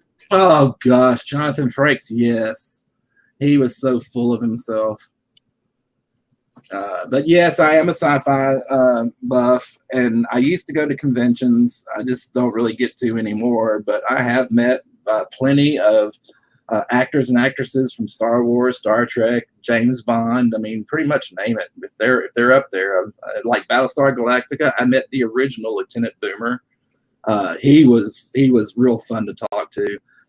Kenny Baker, who was R2-D2 in most of the Star Wars movies. You know, God rest his soul. I mean, he passed away a few years ago, and that was tough because Kenny was very personable. You know, he took time to talk to everyone. His line would go like super slow because he was such an easy guy to talk to, very friendly. And of course, you know, like Jonathan Frakes, you've got other actors who aren't so friendly. They just kind of like sign their picture and, you know, send you on. But most of them are not like that. Another real fun one I met was, do you guys remember Jaws from the James Bond films? Yeah. Oh yeah. The big dude with the metal teeth. Lurch? Yeah, basically. He was another really fun guy to talk to. Poor man, and he recently passed away too. God rest his soul. But he Richard Keel, that's his name, Richard Keel. He was a really nice guy. With his frame and his height, it just took its toll on his hips. And when I met him, he couldn't even stand up. He had to have help getting around to wherever he had to go. And, you know, I knew he was in a lot of pain, and I just felt for him. But, you know, when you actually got up to him, you know, he was very friendly. He didn't let his pain show. Very nice guy. And I told him, you know, I just loved Jaws in the show. He said, would you mind too terribly if I took a picture with you? He said, no, come right around, sit down right here. So he pulled up a chair next to him, and I sat down. My brother was with me with the camera. And he looked at me and said, no, I'm going to crush your head like I did Roger Moore. He slapped one big old meaty hand on the top of my head and the other one under my chin. And I swear to God, if he had flexed, he could have crushed my head like a grapefruit. This dude was strong. And he was huge. But I got a picture of it, so I won't show it here, but yeah, because it shows my real face. But it was a lot of fun. It was a lot of fun. What? The green bag. Right here? No, like the ticket. Oh, Max says he's having trouble out of Gnome that said it stole all his poured silver, and he still hasn't found it. The second stream was taken down, but the walkthrough is up. Oh, good, nerd. I'll have to go check your channel. I want to see what video you put up. She says that she put up another, she did the live stream. The second stream was taken down, but the walkthrough is up. So I'll have to go check that out. John Luke Picard in my cab last year. Oh, that's cool, Tyneside. I've actually met Patrick Stewart. His is one of those lines where it was such high volume. He's a nice guy. He was willing to take time to talk to people, but the line and the demand to meet him was just so much that he was another that just kind of pushed you through. They only allowed you just a few seconds to really talk to him, but he was a nice guy. Colonel, I didn't mean to make the show all about me, dude. I mean, I'll shut up whenever you're ready. Hey, we're all right. What happened to who? I'm not sure. Uh-oh, I better post the thing again. Barbara, you said you missed my story. Can I recap? It depends on the story. We talked about kind of like 2 or 3 different things. So that's one thing about hosting the StreamYards. You get different people up on your panel and it tells different stories, and your stream goes for a couple hours and you feel like you're only there for 10 minutes. Right? I've done that myself. I miss my Saturday streams. I saw that earlier in the comments, and I agree, guys. I do miss it, but my schedule is so volatile. I don't know what I'm doing from one day to the next. Barbara says she missed the story. Can you recap? Okay, Barbara, basically what you see before you on my little screen is the flamethrower that the gnome is building. It's halfway done on the build video. I still got a little bit more to do. The gnome is building. Yeah, the gnome is building. But the gnome. Okay, I just got that. And then we talked about, somehow we got into sci-fi. and that I've met a lot of the actors and actresses from different shows, and we That's were talking cool. a little bit about that. That's cool. You said someone could have broke your head. Oh yes, Barbara. If you remember Jaws from James Bond, the big dude with the metal teeth, I've actually met him, and I asked if I could have a picture with him, and he put a chair next to him, so I sat down, and he clamped one hand under my chin, one on top of my head, and his fingers almost touched. That's how big his hands were, and if he would have Wow. wanted to, he could have just flexed and crushed my head like a grapefruit. I mean, the dude was strong, huge, but a really nice guy. What the green kid?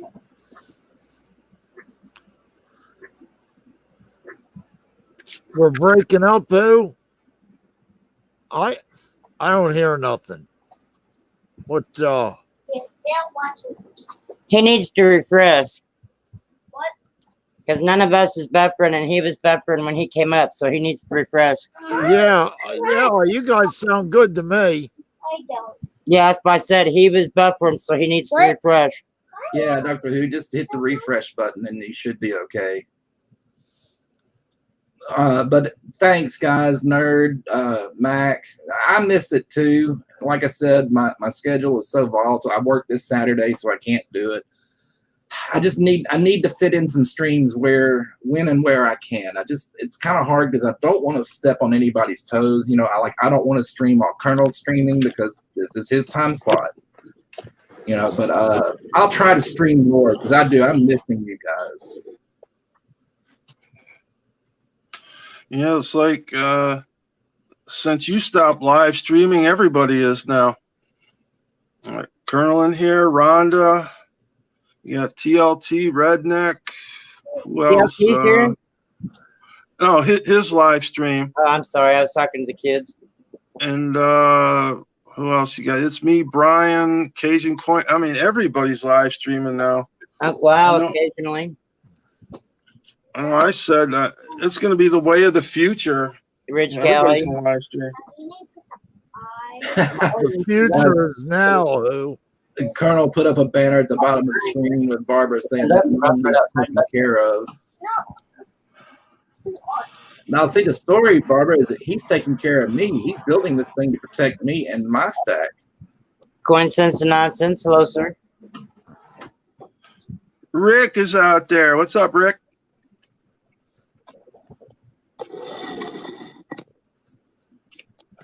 Oh, coincidence and nonsense. Hey.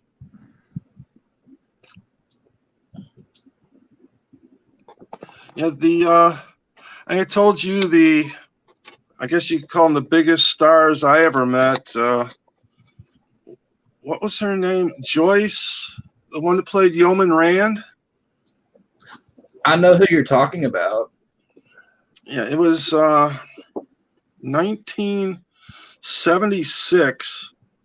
Went to a Star Trek convention just on a whim, and I met her. I got a picture.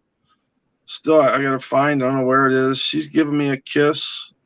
Oh, wow. And, I've got a picture with Scotty. We've got phasers. Oh, wow. James. And Chekhov. Picture with James doing?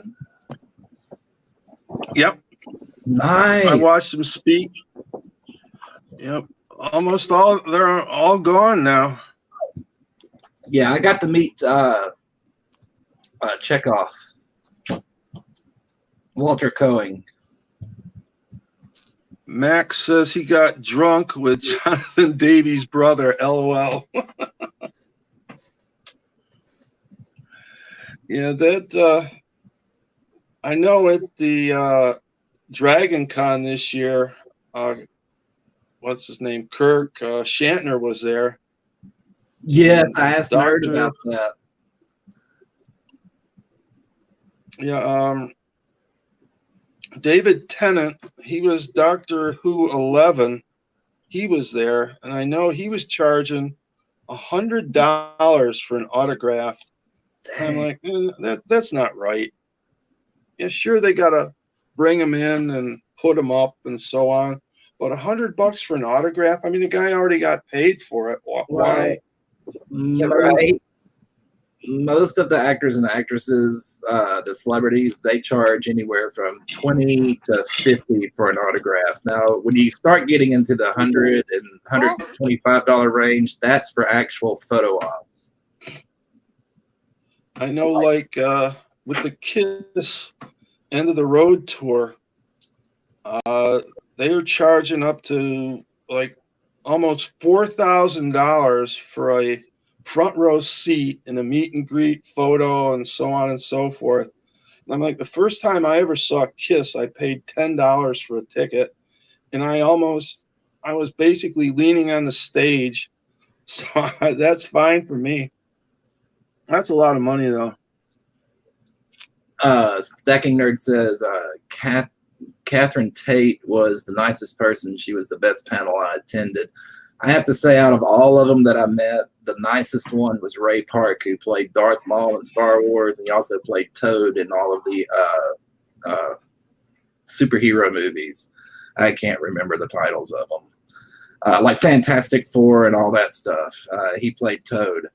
And this guy, I mean, he was another one that had a stupid long line, but it's because he took time to talk to everyone, pose with them. He would hand them a sword and pose with me. I got pictures of me holding a sword with Ray Park standing right there with me. I mean, he was just a really nice guy. And his question and answer period was absolutely a show in itself. But I'll shut up. I'm sorry, Colonel. No, man. No, No, keep man, going. that's what we're about here. Yep. Stacking Yeah, Nerd, that's what we're about. Yep. You don't hear this stuff anywhere else. So yeah, keep on going, man. Well, one of the funniest questions was a little girl. I mean, she had to have been like, 4 or 5 years old, just a little thing, and she stood up, and Ray, all these guys are like English, most of them. And so Ray was like, well, yes, what's your question, love? And she was like, when you fell down the hole, did it hurt?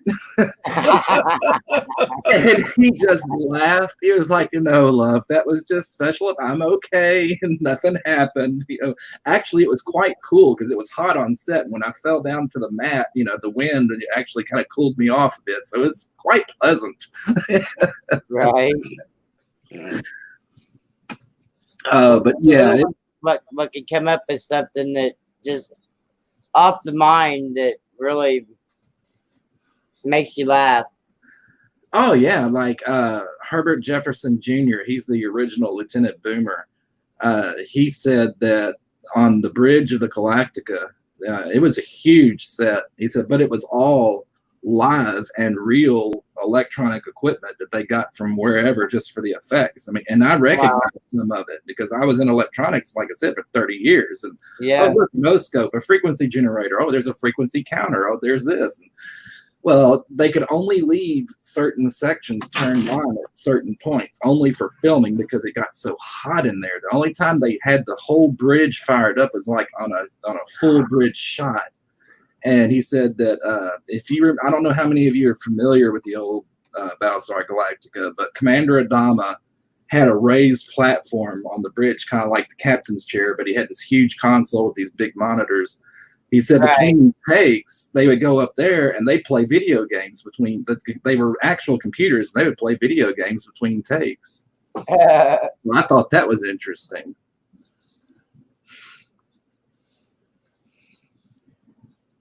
Oh, wow, you've met Gene Simmons.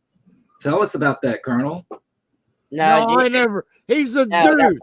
I know. I see his antics on fucking the tube.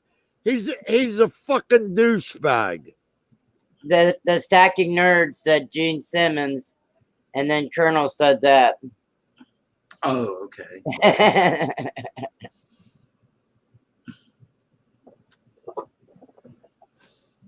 He's all about money. Oh, he don't give a fuck about his fans or the music. He's just worried about the almighty dollar. Yep. Oh, and there is one guy. Again, I'm sorry to kind of take over, but Jerry Ryan, who played 7 of 9, was doing. She was signing autographs. It was in the same place with Ray Park, and she was another that the line moved kind of quickly. I mean, because it was just such high demand. I'd never met her myself because just to get in the room was like $50 to $75. I couldn't afford it. But this one kid comes in dressed in a full tuxedo.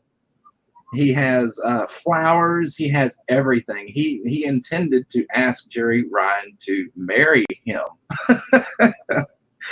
And so we're sitting here waiting in Ray Park's line. We're actually sitting on the floor to rest our legs. This kid comes out the side door, all red-faced, pissed off, because she obviously rejected him. I mean, it was just hilarious. She was married to some politician, wasn't she? Oh, I have no idea. I think she was. I forget.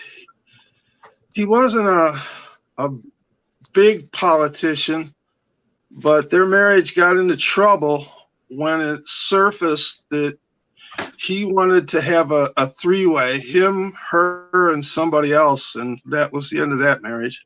Oh, I do remember hearing something about that now. Yes. I don't know the particulars, but I do remember hearing something about that. I would definitely pay for her autograph, that's for sure. Oh, I would have loved to have just seen her in person.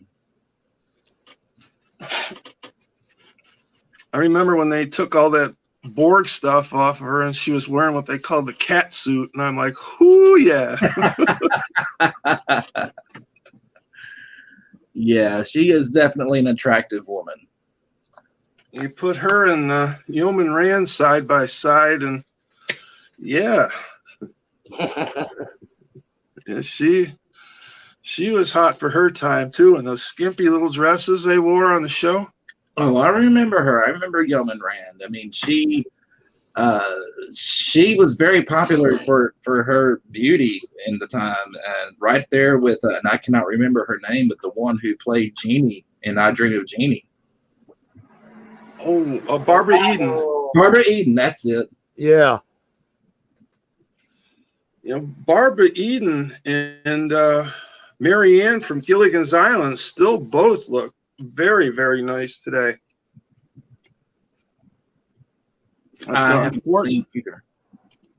Unfortunately, Yeoman Rand, and I apologize, I forget her name. I think her first name was Joyce or Janice. She fell into hard times, and she got hooked on hard drugs, I think. Apologize if I'm wrong.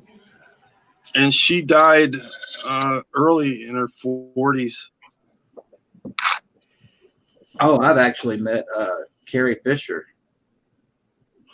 I used to think she was pretty good looking. She was really good looking. Now, come on. That's not what I want to hear about. Well, we're not going to talk about dudes we met, Rhonda. Well, I don't care about them either. I just don't care about nothing. No, you guys are fine. I'm just giving you a hard time. You know that. You know I'm that. sure Nerds met a lot of people in her trips to Dragon Con and stuff. Oh, and she goes to those big cons where the huge names go. I'd love to have met some of the people she has. Yeah, the first Dragon Con was last year that I saw of hers. Oh yeah. Speaking of which, she was in the perfect spot to, live stream the parade. That's basically when I remember seeing her for the first time and getting to know her. What you got there, Slacker? This is a little gift that Stacking Nerd sent me from the first Dragon Con. She knows I like dragons, and that's of course from my logo. And so she got me a red dragon from Advanced Dungeons and Dragons. That's what this is from. It's a little dice holder. And this is a 20-sided die that you use to play the game. And so when you're not using it, the little dragon just kind of keeps it for you there. I love this thing. It sits right up here on my wall, so for everybody to see when I do my videos. Right.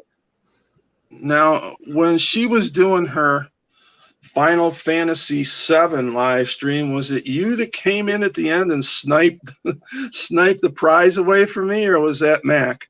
That must have been Mac, because I don't know much about Final Fantasy. I did play one that was for the Super NES, but I've never really played any that were on like PlayStation or any of the other games after that. So I'm like, I'm writing all this stuff down. Like, I got it, and boom! Oh shit! He guys sniped it away from me. The stacking nerd says Mac. Yep. So I told Nerd, I never win anything. That's not true, but I don't know, Slacker, what kind of music are you into? Oh, I kind of like all kinds. Back when I was a kid in high school, I played in the band, so I can kind of appreciate a little bit of everything. Right. I'm more of a metalhead. You know, I Salivate Metal and I get along pretty well as far as music. But no, I mean, I even like classical, because, you know, when you're in band, a lot of that stuff, when you do competitions and your UIL contests and everything, a lot of that is kind of classical. So yeah, when you're in band, you have to listen. You know, everybody thinks that when you play an instrument, you're just going to play a part that sounds exactly like the song that you're trying to play. Well, no, that's not how it happens. You know, you've got, say, 13 trombone people playing, you know, well, the first 3 might play what sounds exactly what you're used to, but then the second group of people plays a different part that's kind of harmonizing with it. And then the third actually plays another part that harmonizes with that. So you got like a first part, second part, 3 part, and all sections of that band do that. So it all harmonizes, and everything has to fit together and be timed perfectly. Right. And so, you know, I can listen to a song and I can appreciate, like, going back to metal, Iron Maiden. Okay, so a lot of people love Iron Maiden. Some hate Iron Maiden. They don't like Bruce Dickinson, the lead singer. But if you listen to it, there's 2 lead guitars. One guy's playing a riff that is so damn complicated, then the other guy is playing an equally complicated riff, but it's different, and they all harmonize and fit together perfectly. That's especially if you listen to it with headphones, because you can hear the different parts going from left to right. And that's why I have a lot of respect for Iron Maiden, is because, you know, just the sheer complication of the music written and the playing, the performance of it is just awesome. It's like Maiden and Judas Priest. Judas Priest is another one. And they're a couple that pioneered like the 2 lead guitar type sound, right? You know, that I won't attest to. I don't know the history so much, but yes, I do like Judas Priest. But Iron Maiden's the one I primarily noticed it on. Is just, I put on headphones one time to listen to them, and then it just blew me. It was, oh my God, there's like 2 lead guitarists, and they're switching back and forth, and it's just awesome. Yeah. What was I gonna say? Oh, I won tickets to go backstage. I met Ted Nugent. And who else was Ted Nugent? It was Ted Nugent and Def Leppard and somebody else. And I remember talking to Nugent's rhythm guitarist and at the time lead vocalist. And he was a really cool guy. And Ted came out, and the guy from on stage to the guy backstage was like night and day. He was so quiet, so polite, and you know, he is not a drinker or a drug doer or anything like that, and I knew that. So I didn't have a beer, my wife didn't have anything, and you know, I told him I was in the military, and we had a nice conversation until he spotted some blonde, and that was it. He goes, I gotta go, nice meeting you, see you later. That was his thing, right? Wang dang poontang. Yep, just like Gene Simmons' A Kiss, him and his Polaroid album. But yeah, a lot of the actresses and actors that I've met, it's been a lot of fun. Most of them are very personable. Most of them will take the time to talk to you, but you do get those few. Oh, I remember one time, and another one who just passed away is Peter Mayhew. He played Chewbacca in most of the films, and I'd already had an autographed picture of him, but I wanted to get a action figure signed by Peter Mayhew. A little, yes, he does, Colonel Ozzy rules, but. So I was in line, and somebody had, I don't know if you guys remember those little boxy, they call them mouse droids, a little black box that would run around on the Death Star, beep, beep, beep, whatever. Well, somebody had a remote control one of those running around the floor, and it bumped into the dude getting his picture signed by Peter Mayhew. And he made the statement, man, I wish these people would quit, running that thing around under people's feet. And I just kind of said, well, you've got the original dude right here that ran it off the first time. And so Peter Mayhew stood up and went, rah! And whoever was remote controlling the thing made it run away. So, they're a good group. They all get along. They all kind of play off each other. So it was just a real fun experience. It's like being in a hallway full of Roombas, right?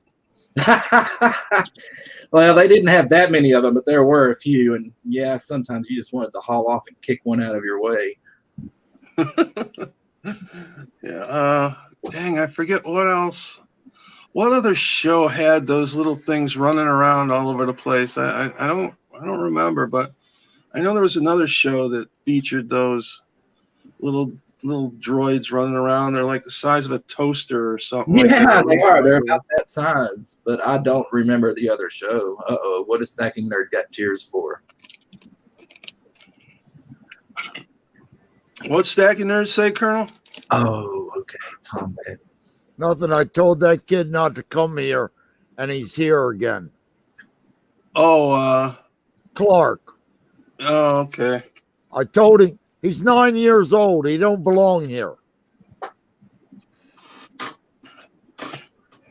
I'm not running a kiddie show. So, Slacker, all these people you met, these actors and stuff, was that down in your part of the woods, or was this while you were moving around and stuff like that? Actually, most of them were in Dallas. A couple of them were in Irving. Let's see. I've actually met Stan Lee. God rest his soul. Man, so many of them have passed away now. Just realizing that. But Stan Lee, Patrick Stewart, they were in Irving. But most of the rest of them were in Dallas at a Comic-Con in Dallas. It was I don't even know if they still do them anymore. It was a thing called Bulldog Productions. You could look it up on the internet and see if they're still having them. I think is Nerd still out there. Well, you know anything about those, Nerd? Yeah, nothing much comes up this way in Buffalo anymore. They go right by us and they go up to Toronto, or they go over to what's the state capital of New York, Colonel? I forget. Albany. They go to Albany, and one of the things that was going around this summer from state to state, going from the West Coast to the East Coast and back, was called the Rickmobile. It was a truck that looked like, all right, I didn't plan on doing this, all right, but it looks like Rick here looking right back at you. They spent a lot of money on it, and it went from state to state, and it was a mobile merchandise. You can only get stuff there, and everywhere it went, it like sold out 2 or 3 times. Put that back. Place. Rick Moranis? No, I'm sorry, Rick from Rick and Morty. Oh, Rick and Morty. Okay, I'm sorry. Yeah. That's my fault. But I say it was a big hit going from California. Its final stop was Nathan's on Coney Island, and then it had to go back again by a more southern route. So I don't know. Keep a watch out. It might be headed around towards your way. There's one thing I would love to go see. be kind of a bucket list item. And I don't know if Nerd shares my feeling, but I suspect she probably does. Is I would love to go to California one time and make a BlizzCon. And basically, I used to love to play the game World of Warcraft. And I know that Nerd is a big Warcraft fan as well. I would love to go to a BlizzCon. I probably never will be able to, but I would love to see one. I know they have the Comic Con, and this year they had another one in San Diego that was sponsored by Adult Swim. It was called Carney Con. But the big one, I'd love to go see the Comic Con out there because that's like the largest in the world. See, this is what happens if somebody presses my phone.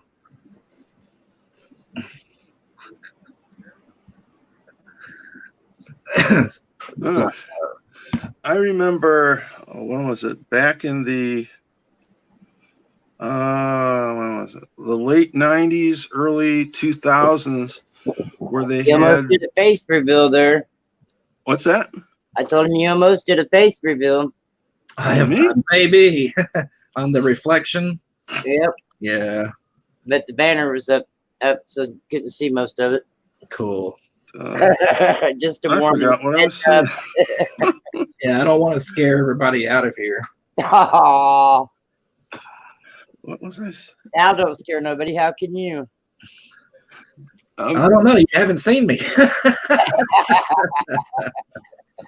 I'm not going to say what you look like. But I remember, seeing you and Mac, but that's not for me to say. Slacker, do you collect comic books at all? I used to a long time ago. I just don't anymore. I don't have the room. I've only got like one series that I really liked. It really doesn't have anything to do with superheroes. It's more elves. It's called Elf Quest by Wendy and Richard Penny. I have a couple of little ones here, like the Death of Superman. That was kind of a big event. I have a comic book that came out about Batman. It's signed by what is this? Michael Keaton. I have that signed by Michael Keaton. I've got a comic that is signed by Stan Lee that he was involved with. He's in the credits, but not too much on the comic books. Back, let's see, I think it was like 1965, I started collecting comic books, and the ones I started with were the ones my dad had. But then I remember I did something, I forget what it was, something in school. Maybe it was when I stuck that pencil in the guy's shoulder and broke it off. But my dad took all the comic books, put them in the driveway, poured gas on them, and started them on fire and said, "Here, this is your punishment." That hurts. Yeah, considering some of the ones, I don't remember all of them, but I know some of the ones were worth a pretty penny that went up in smoke. But I started collecting again when I was around 13, 14, all the way up till I got out of the Navy. And I still have maybe about 30,000 or so. My favorite one was called Judge Dredd. Yeah. And my absolute favorite was the Punisher. I have every Punisher up to a certain date. I even have the first Punisher movie with Dolph Lundgren. It was deemed too violent. In fact, it got an R rating, and they couldn't release it in the United States, so it was released in Japan. It was in English, but it had Japanese subtitle, and I got a bootleg copy of that. But the Punisher, Judge Dredd, and there's another one called Martial Law, not the TV series, but this guy was like, he says, "I hunt superheroes, but so far I haven't found one."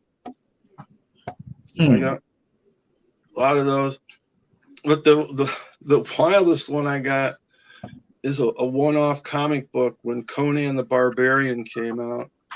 They did a knockoff, and it was called Gonad the Barbarian. And there was only like 15,000 copies printed, and somebody got a court injunction and stopped them from doing a second. So I always bought 2 of a number 1. I always try and get 2. That goes with coins and stuff too. So I had the 2 of them, and today they're worth a couple $100. No, wait a minute, I'm wrong. That's not it. They're worth about $50-$60 each. Yeah, I have no idea what mine are worth. I'd have to look them up, but seeing that I do have one that was involved with Stan Lee and signed by Stan Lee, I expect that one's could pull a fairly good price. I remember. Did you ever watch the TV show with Stan Lee where he did the superhero thing? Oh yeah, Excelsior. The Bagel Woman. Oh, I don't remember all the characters. I just remember that they did have a show where Who Wants to Be a Superhero or something like that. He had. Let me put it this way: a pleasantly plump woman, and she wore a cape and tights.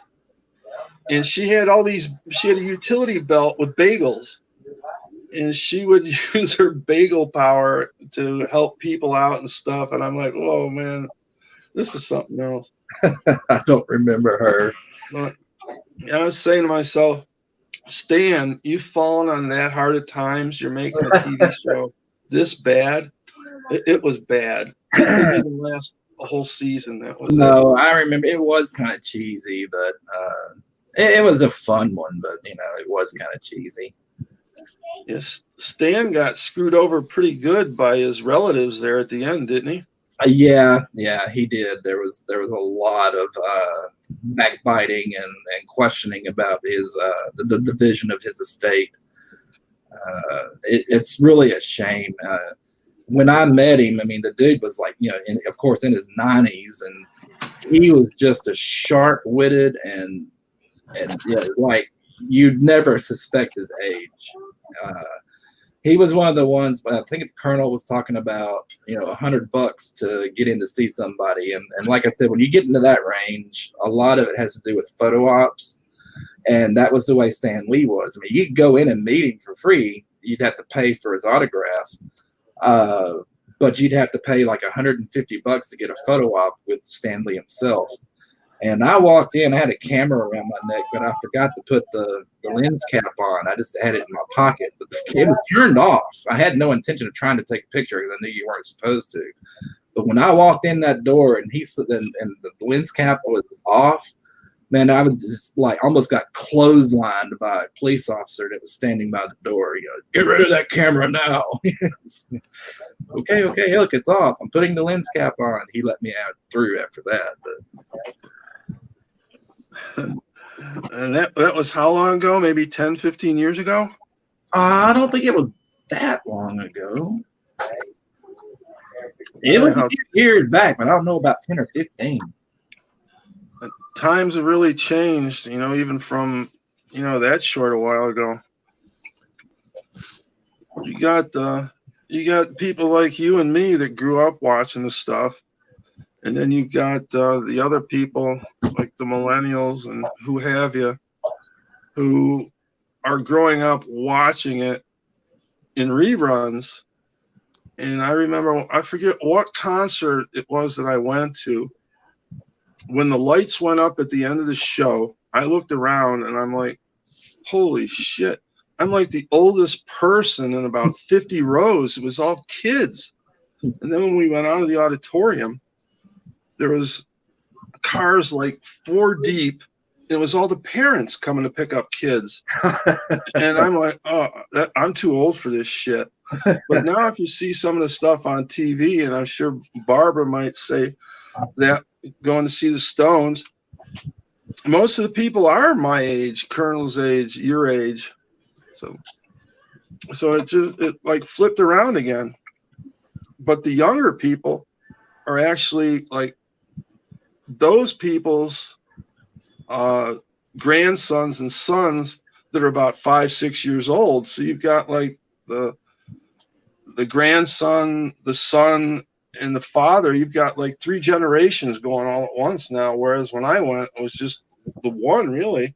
Kernel went to Woodstock. Tell us about Woodstock, Kernel. I don't remember. I just know I was there. Somebody told me I was there. Oh, that's the perfect answer, Colonel. A lot of people don't remember being there. I know I kept all the concert ticket stubs.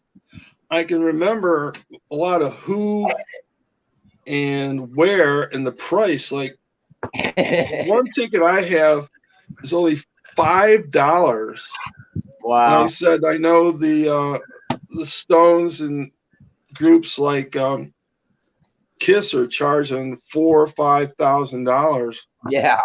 I've got ticket stubs from the early 70s, late 60s, early 70s, $5. Yeah. I went and saw Led Zeppelin in 1969 when I turned 15. And 14, it was in 69. And the tickets were like $6, $7. Now, if they were still playing today, you can imagine how much they would go for. The early 80s, it was only like 15 to go to the Beach Boys. Yeah, that's another thing. These concert ticket prices are like, oh, yeah, they still got cheap seats, but those cheap seats are like $100, $150, $2 each. Yep. So I mean, I said I paid $5. It was the lowest price I ever paid to go see a concert. My first concert was Earth, Wind, and Fire opened up for Humble Pie, and I had no idea who they were, what they did, nothing. They said this is back in 1969. Another good one was Neil Young. Went to see him back in the 80s too, and he put on a hell of a concert. I like Neil Young. The best concert I've ever seen that I can remember was Robert Plant on his I'm in the Mood tour. I can't remember the names of tours. That was back in the mid 80s. That was fantastic. That Rush, George Thorogood, and I know Barbara's gonna hate me. Barbara's gonna hate me for this. 2 of the worst concerts I ever went to. One was Eric Clapton with Muddy Waters. Wow. He was so drunk. I mean, he was so high on heroin, Eric Clapton. Yeah. He couldn't play anything. He couldn't speak, talk. I mean, people were throwing stuff at him. It was so disappointing. But the other bad concert, this is where Barbara's going to hate me, was in 1975 or 76. The Rolling Stones came to Buffalo a second time, and they weren't supposed to do that. They were supposed to finish up their tour in South America, but because of political problems and stuff, they decided to come back up into America again. And their last gig was here in Buffalo at the stadium. And Jagger's voice was shot, and everybody else was probably high and stoned or whatever, but it was terrible. It was absolutely terrible. But on the other end, I saw them inside in the old auditorium, and they were absolutely fantastic. I would always say, if you see anybody, go see them indoors. Yeah. Barbara paid $350 for the Stones. Seats weren't too bad. No, that's good, Barbara. But Matt, or excuse me, Slacker, what's the best concert you ever went to? I've actually only been to one, and it was kind of an accident. That you remember, right? No way, yeah, that I remember. No, seriously, only one. I was with a church group, and we were going to go watch the Rangers play at Ranger Stadium in Dallas. And so when we got off the grounds, there was actually a concert going on, and it was actually a religious group. I do not remember the name of the group, but it was a religious group, and they were really good. I mean, we kind of sat for about 20, 30 minutes listening to them before we went ahead and started to make our way to our seats in the stadium before the crowds really hit. You know what I mean? But I'm sorry, what kind of outfits were they wearing? Because I know of a real popular religious group where instead of throwing out pics and stuff, they would throw out the little Bibles into the audience. We didn't stay for any of that. We listened to a couple of the songs, and then we made our way to the stadium. Did they wear real bright orange and white or orange and black clothing? Oh no, they were just in like normal clothing. Okay, because the one group I'm thinking about that was real popular is a Christian rock band was called Striper. I know, and it's way up here. And they would wear the orange and black outfits, and they would toss Bibles into the crowd, and they were really good too. Yeah, I don't. This was a while back, so I just do not remember the name. If I heard it, maybe I'd key on it, but I don't remember it all. Nerd says, "How is Keith Richards still alive? Is he a vampire?" If I remember correctly, Nerd, somebody was saying that about Pitt.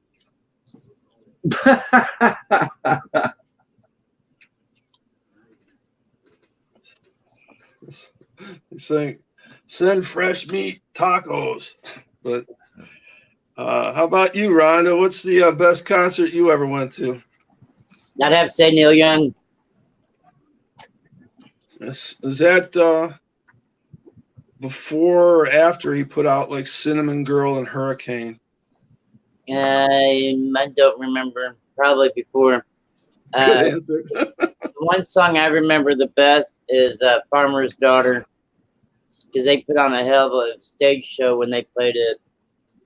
And that's the only thing I can remember from it. I remember when he went to, he never sold out for commercials and stuff. He was really against that.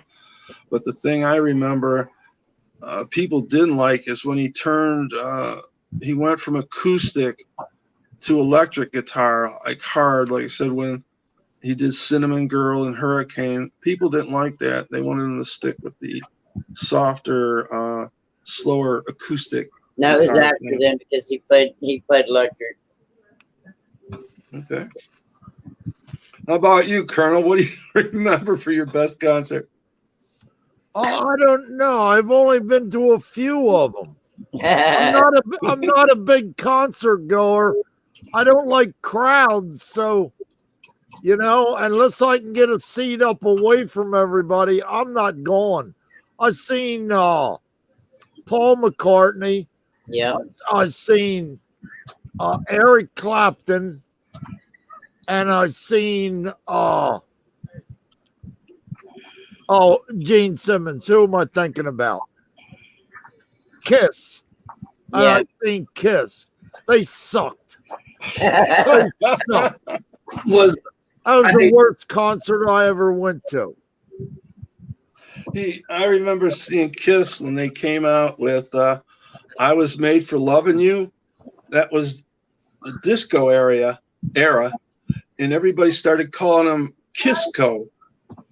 And they started blaming Gene Simmons because everybody knows, he's the money guy for selling out and stuff, and now they won't even do that song anymore. And it was back during the cashing in the disco era.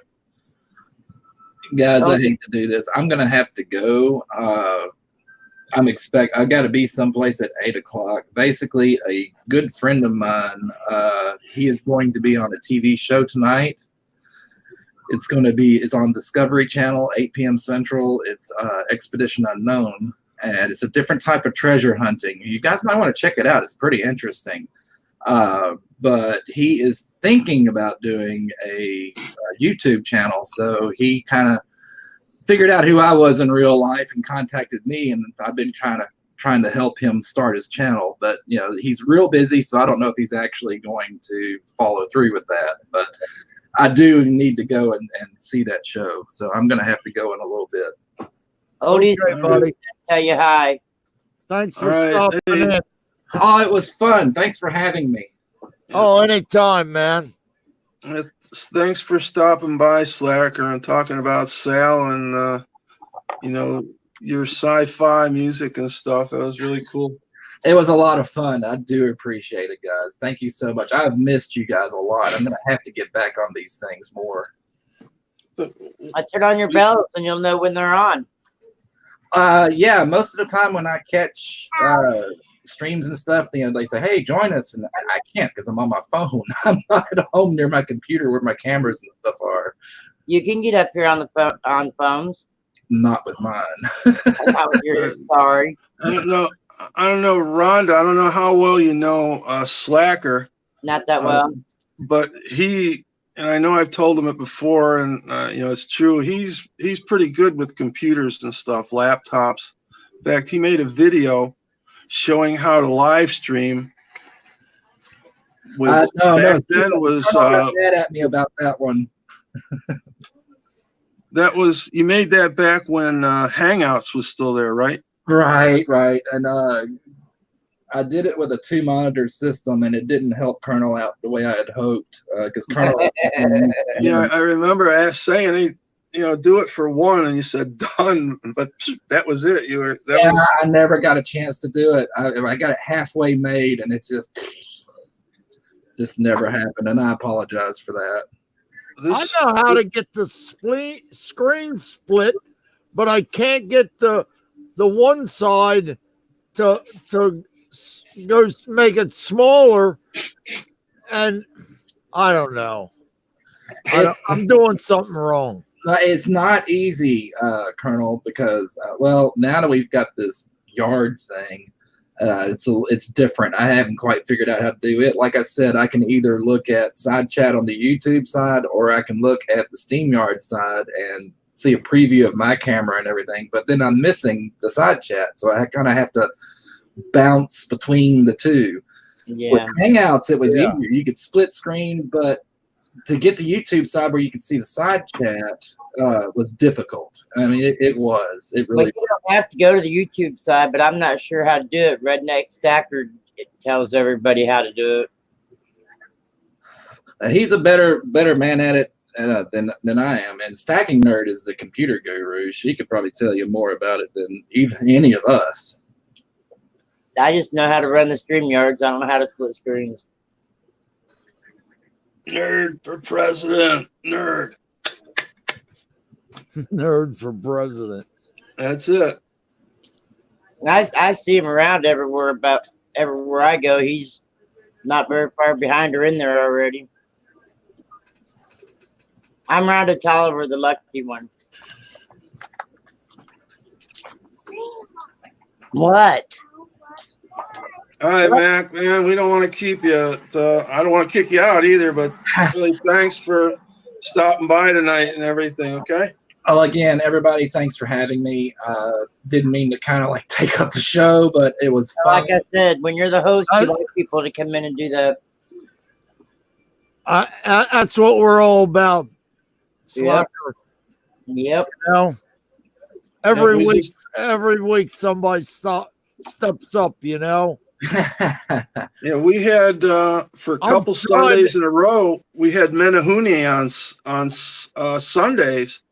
He came out of nowhere and told us some stuff. It was really great. Oh yeah, I bet that was fun. I would love to have seen that one. That was him and SJ. Yeah, they took over the whole last hour and a half of the the show. And then how about that Wednesday night when it was you, me, SJ, Nerd, and Steven playing a puppet show? I would have liked to have seen that too. Oh yeah, it was hilarious. Yeah. I mean, I just gotta, you could have been it with your gnome, and it would have been great. Kernel was in it with his gnome smoking a blunt there, and but yeah, it was a great time for a couple hours. Yeah, I just don't. I'm not home a lot. I mean, even though my job is that my schedule's volatile, there is a lot of outside of the job, things that I have to do, things I need to take care of. And I'm just not home a lot, and I can't really stream on my phone. I can't really join streams on it either.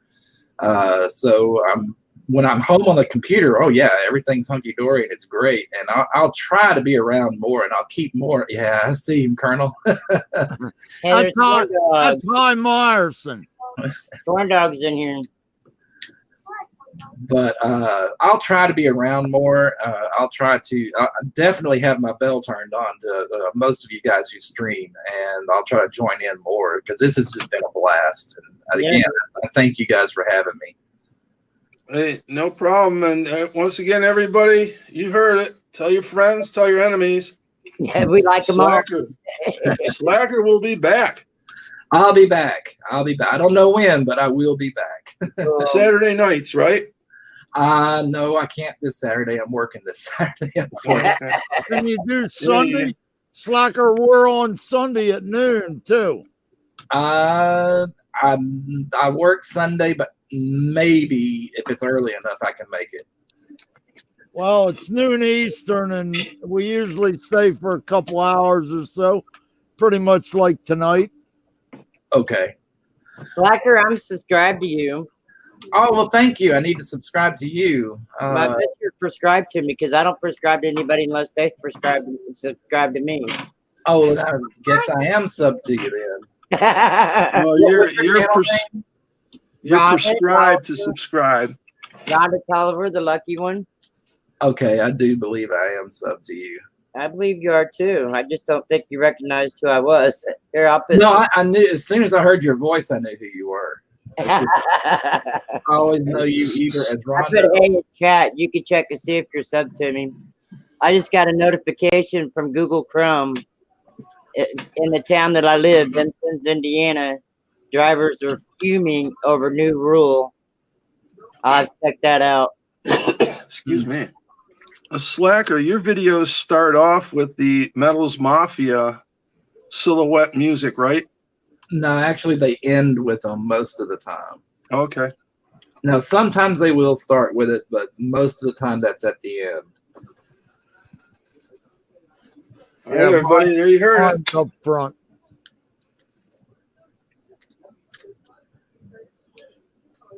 All right, Slacker, man. Thanks again for stopping by. We don't want to hold you up anymore. All right. Well, you guys take it easy, and I will see you guys soon.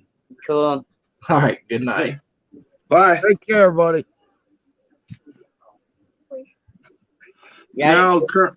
Now, Colonel Watch, Barbara will come on and Slacker left. No, she was all choked up by him being on. No, they're good buddies. But who else we got out there? Who cares? Who dares? Who wants to join the panel? I don't know. We got 9 people in the chat. Well, we can fit 3 of those 9. Uncle Al is over somewhere else on a live stream, and we was commenting on one of his videos back and forth, and he finally told me where he was, and I told him where I was, and he said, "Tell her when I said hi." Rhonda, before I should have said this earlier. What are your main times that you live stream? I live stream 2 or 3 times a day. I live stream for a while when I wake up while the boys are in school, and then I'll live stream in the evening. When no one's on, basically, I'm on. I think if I had a PC like the Kernel, him and I would live stream every, from dusk to dawn, right? I'm on my laptop anywhere from 16 to 18 hours a day. That's Yeah, that's we all I do. probably we could probably all get together and like I say from first light to sundown, we could all be on just having people come and go. Well, see, usually the way it works is I'm usually on in the afternoons, and then when TLT works nights, he'll come on for a little bit, and then I'll come back on, or Melissa will come on, and then Phil from Bella's dad, also known aka Phil, he'll come on when he gets home about 20 after 12. Is that excuse me, is that Bella's dad, aka Phil? Yeah. Okay. And he'll stay on for a couple hours. Then me and Melissa come back on. And once me and Melissa get together, we're on until 8 or 9 in the morning. And then I'll go to sleep for a few hours. Then I'll come back on when I get up.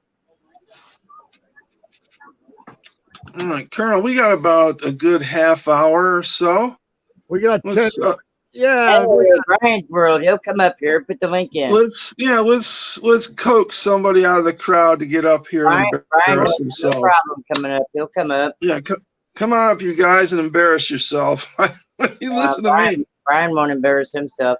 He's the one that won the first and second place over at It's Me, Brian. Oh yeah. All right, come on up and tell us what you won, man. You've seen him on my panel, Doctor Who. Uh-huh. He was probably up there the Oh day. yeah. Hey man, how's it going, Brian? Good. Yourself? All right. Now I put 2 and 2 together. I Yeah. never forget a gray beard. Because you look at Kernel, you look at me, that's all you'll see. One day he had hair. I was having trouble with my stream and I had to shut it down and start a new one. And when I came back on with the new one, he came up, he didn't have no hair. Like, what happened? I said, you cleaned up. He said, no, I shaved my head. See, that's what happens when you go away for a while. I wasn't that long. 10 minutes is all it Shut takes. one down and bring one up. So Yeah. Brian, what'd you win from It's Me, Brian? The other, not as you both spell with an R, right? Yeah, all 'Cause right. I know you were saying that one time it was 3 Brians, 4. 2 with a Y, or 2 with an R. BRY and BRI. Yeah. I had 4 of them in there one day. 2 of them with I and 2 of them with Y. Colorado coin hunting is Brian also. Yeah, and so is Buyer Boys. Yeah. And then I had It's Me, Brian, and I had Brian's World. So what'd you win from him today? Oh, I don't know. To be honest with you, I don't know what all's in the pack. I know there's a Bradley height pour. There's a couple of proof sets. Yeah. A couple of, I think one of them is an 87 proof set or a mint set, one of the two. These are kinds of And I told Brian, I've known you for a while and stuff. I'd love to get in, but he only takes PayPal, and that's a problem with me. I had my PayPal account hacked twice. Wow. The first time, they no problem. They paid it back. Right. The second time, it was for the same place, and so they started questioning whether I had something to do with it or if I was in collusion with the other guy. Right. And I'm like, I gave him a few choice words, said, give me my money back, finished. So I'm seeing everybody now, like Brian, Dragonkin, SJ, and others, they like only take PayPal or Google Pay, I think it's called. Yeah, Google Pay. Yeah. See, the problem I have with Google Pay is I just used it once to rent a couple of movies, and that was it. And the credit card, expired. Right. And I never used it. I never thought about it. So I went back to charge it up again, change it, and it wouldn't let me change. Hmm. So the two big things, that's why I like money order, or what's the other thing? Cash. Yeah, cash. Yeah, I've sent you that. No, what's that? MoneyGram, they call it. Western Yeah, Union. MoneyGram. Western Union. Yeah. Western Union, MoneyGram, or postal Yeah. money order. That's all I can do. Yeah, I know SJ's now.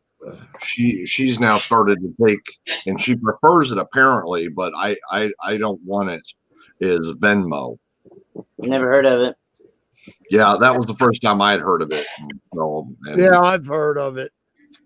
you know, it asks all the same stuff, you know, that PayPal and all those other ones ask, but I don't know. It just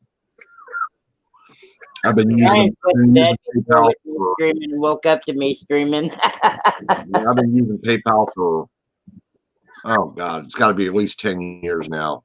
And I don't know. I just get leery putting my bank card into, you know, or my information into some of these websites. And I just, PayPal, my PayPal bank always card, worked for me, my so bank I card just, is protected.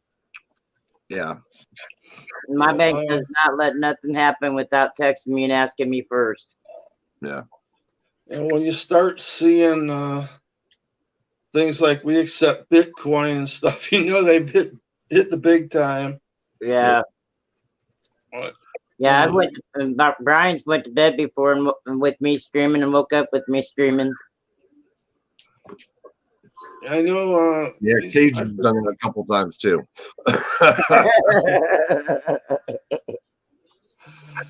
Just as long as you don't fall asleep with a lit cigarette, either of you. Exactly. Oh no, no. No. I'm gonna lay down with the lit cigarette. And Kernel, you don't fall asleep with a full bottle of beer in your hand, right? Sitting on your belly. Oh yeah. You You gotta have spill any something beer. to hold on to. You know what they say? You spill any beer, that's alcohol abuse. That's right. I've never spilled a beer yet. Oh, I can't believe that. I fell down a lot of times, but I never lost the bottle. Well, I'm a good drunk. Yeah, this Oh, kid man. always gotta be touching me when he sleeps. He's got his elbow right in my back. Things have changed so much. Yeah. I mean, just this year alone, I know I've been talking about it and stuff, but the laws with the marijuana and stuff. Yeah. I mean, I'm surrounded by fields full of it. It's all hemp and CBD, but there's greenhouses with medicinal stuff, and the changes in the laws and more and more and more and more. And they say Kernel and I are hop, skip, and a jump from a country that's totally legal. Right. But to have been, I knew it was there, but it was just planted. I probably said this already to you guys, but I came back on the way home, and there it was, like 6-7 feet tall. And just to see it and smell it, right. even though I knew it was, you know, you could smoke the whole field and it wouldn't do anything except burn your lungs out. But to just go there and stuff was, you know, cool enough. Right. You see, if you either of you have a Reddit account, Nope. Never heard of it. it's I've heard of it, but I don't have one. Yeah, REDDIT. You go on there, you can type in an R, lowercase, uppercase R with a backslash. You can type in coins, and you'll see all sorts of coins, silver, poured silver, you name it. There's a good one called WTF or what the fuck. That's a cool one. But the one, if you want to see a lot of the stuff I was just talking about, it's R/trees, TREES. And basically what it was set up for was to make fun of people who wanted to take pictures of their plant and their paraphernalia, Oh, but God. it backfired, and that thing is just full of pictures. Yeah, And the thing is, reminds me of driving through the fields in Afghanistan, just fields Yeah. of marijuana and opiates. and opium or poppy, right? Yeah. How about you, Kernel? Did you see any of the poppies? Not Nom. I didn't see nothing. Hey, bro, I told Mama Son I want this. She brings me a big bag. I don't ask her.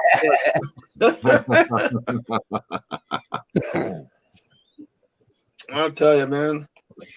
I never thought I'd live to see the day. I said I knew it was fake, but just to do that, Yeah. that was wild. I'll never Yeah. tell you the day you can talk freely about it on YouTube, huh? Yeah, or like I say, I did that video. I left it up for a week to even do that. You know, Right. Yeah, it's a wonder somebody wasn't knocking on your door. Yeah. no. The whole thing about it, the whole deal was, and I didn't find this out because even though they were upfront with it, they didn't talk about it much, just enough. And apparently the whole deal is each, like the 3 news channels or radio, TV, like 5, 6 places, each of the story at a different time, a different location, each person from the state and the person growing and the neighbors, because they had to, because it smells. I mean, I could smell it for miles down the road. Mhm. So they had to do like an EPA impact for the smell and so on. And they told just enough to let everybody know, A, it's going to be growing there, and B, it's not the stuff that, makes you happy. And there's a sign, just a basic little sign saying, I forget, God, I can't remember the name, such and such farms, hemp field. And in small print, it says, does not contain any more than like 2-3% THC. Right. So it's all for the CBD and it's all for the hemp products. And, then they came back and they did, each one did a piece when the plants were like 3-4 feet tall. And they're going to do another one. They're going to start harvesting them next week if they already haven't moved it up, because it's going to be 39 degrees the next couple of nights. So it's getting too cold. Right. And since, even though these are CBD and stuff, they have a lot more fluid in them, and they could freeze inside and, they shatter. So the experiment will continue next year. So, Brian, what state you from? That's look at the sun, Colonel. He's got to be in the West Coast. Yeah, I'm in California. I'm in San Diego. Yeah. Colonel, how many people we know are in California? Let's see. Losing Louie, SJ. I don't know, half a dozen people. Coin Sense and Nonsense. Yeah. Precious Metals Updates. International Stacker. And there's another guy. I'm really trying hard to get him on. He goes by the name of Esoteric 33. He's a chiropractic doctor, but Rhonda, he's got a great. You'd love to listen to him. He was in a really bad motorcycle accident when he was younger. Yeah. And he was told he would never walk. Yeah. Well, his grandmother flew over from Scotland, said bullshit, picked him up, took him to see a chiropractor, and she used her like old world knowledge to help heal him. Right. And he became a doctor of chiropractic. Cool. And Did you say his he name also developed these drums and stringed instruments. It's called harmonic symphony imbalance. Now you might think, this is like, whoa, real stoner stuff or like whatever, but Yeah, this is it's like really new cool. age shit. The What you thing say his name was? is esoteric, ESOTERIC 33. Now you got to look up the word esoteric because in that word itself is a special meaning. But the other side is he collects coins, but primarily old, rare metals from Europe. Cool. And he's got a channel on YouTube, and he's up and coming. But the thing I really like about him is he is a cool, down-to-earth guy. I mean, you would not know that he's a doctor, and he also is an art dealer. I mean, we're talking, an upper class art dealer, but he's so down to earth and so cool. And currently, he's even got a 10-ounce pit bullion. Colonel, you're still alive, man. He's I'm waving right to back, Barbara. guys. Barbara said she's got to go. So he's waving. Everybody got to go? No, we got 25 minutes yet. Okay. No, All right, Barbara. Barbara. Nice seeing you, Barbara. Hey, next time, pop on up and say hello when Slacker's on. Or Yeah, even when he's Barbara. not on.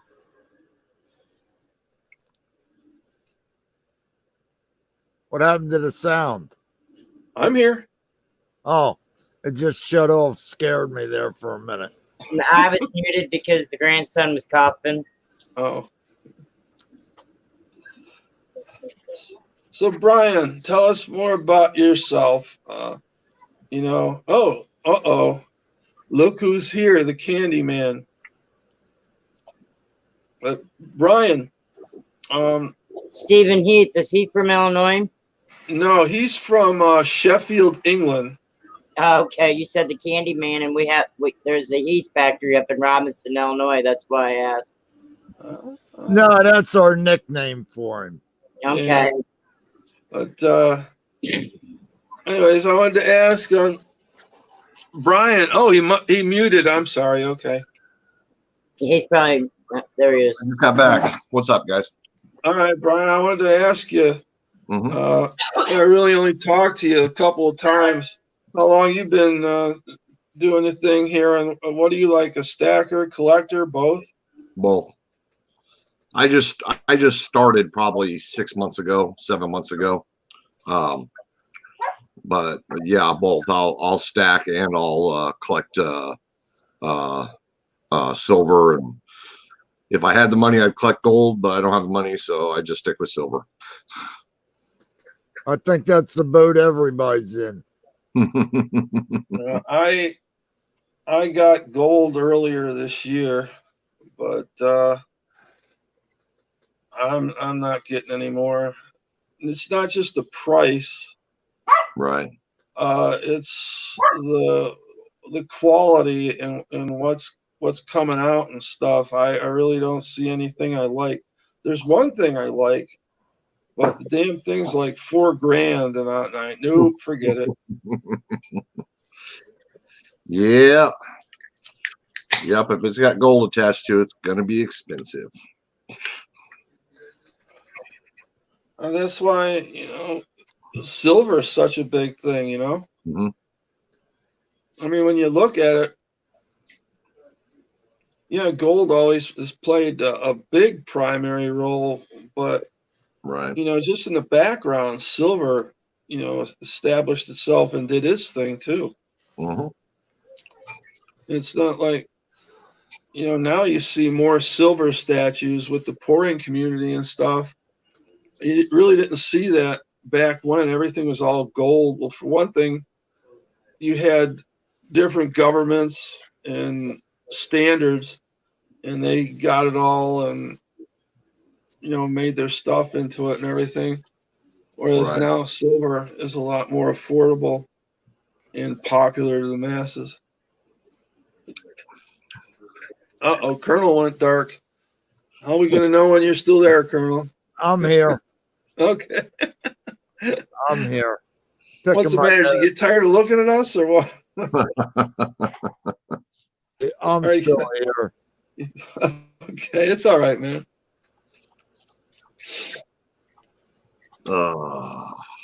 So you do any videos or at all, Brian? Hey. I did a couple back before my wife passed away, and I just haven't gotten back into it since. Oh man, sorry to hear that. That sucks. Yeah, so I really haven't gotten back into it that much. I just kind of hang out and go to streams and check out videos and stuff like that. Hey, nerd, we're only going to be on for about 15 more minutes, so pop in if you want. 20. All right, 20, yeah. Throw out a link here, Colonel. Yeah, sorry to hear that about your wife. I know you said you just got into it, so it must have been recent. Yeah. Yeah, she passed in January, and then I happened to run into a couple of channels and kind of dug it and just kind of jumped in both feet.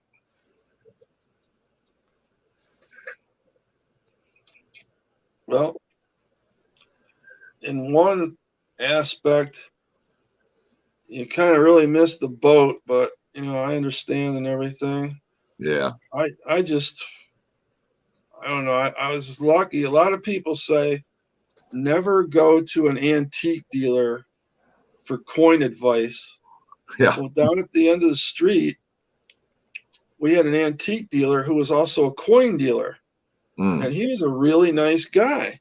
Right. And all the kids in the neighborhood would go to him and say, "Oh, what do you give me for this?" And even though if it was only worth a penny, he like give him a nickel and stuff. Right. Well, finally one day I brought him something really worth talking about. I got a 1909 S BDB penny in change. Wow. And I kind of knew something about it. And I brought it to him and said, "What can you tell me about this?" And he told me everything. And he said, "You know, you're the first time nobody's come here and just said, 'What do you give me for it?' Not, 'What can you tell me about it?'" And so he started telling me about all this stuff. And basically that's when I started, back when I was like eight years old or so. Nice. Nice. And Yeah. I kept that. I got it in change. I'm sorry. Oh, that's okay. I haven't really gotten deep into digging for pennies and stuff like that. I went to the bank and got some, just got some half dollars and kind of, have been through those a little bit, but I haven't done an awful lot of coin roll hunting other than that. That's what Rhonda does quite a bit. Rhonda. Mm-hmm. Uh-oh, we lost Rhonda. That's I like I told him earlier, I don't have the patience for that. I know a lot of people that do it. Right. And it's the number one guy I know that does it. He like said, "Yeah, I know it's boring, but what else?" I'm like, "Yeah, I agree with you." But yeah, I mean, sometimes some of the stuff you can find in there, like on Reddit, the guy was looking through a roll of nickels, and he found like a nickel size cadmium battery. And as he went through the box, each one of them had 2, 3, 4 in them. Wow. So he went back and to where he got them and complained. Right. And they opened them up, and they had like 5 other boxes there, and all of them were salted with that. Wow. It was a bank, so they just passed it on to security and they took it from there. Right. I've heard some interesting finds in coin rolls, but I've never heard of heard of batteries before. So I've gotten one of the most interesting places I found is in the late 60s, early 70s, you go to the fair, and all the rides that use centrifugal force. Guys, hold on a second. I'll be right back. I got a dog. Okay. Here. You still hanging in there, Colonel? Yeah, I'm still here, man. Who we got left in the chat out there? I don't know. We got 4 people on the stream and 7 people over in the chat. Nerd's still there. Steven, Rock and Rod. Barbara Carbone took off. I don't know. It's just us.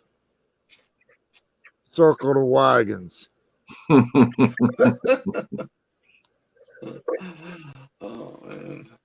Oh, I was saying the I guess you call it the most unique place I ever found anything worth the value were these rides at the fair.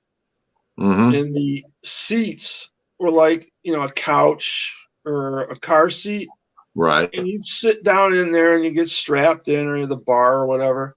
And the centrifugal force, like what was it? Like the thing, like the cups that circle around and all that other stuff.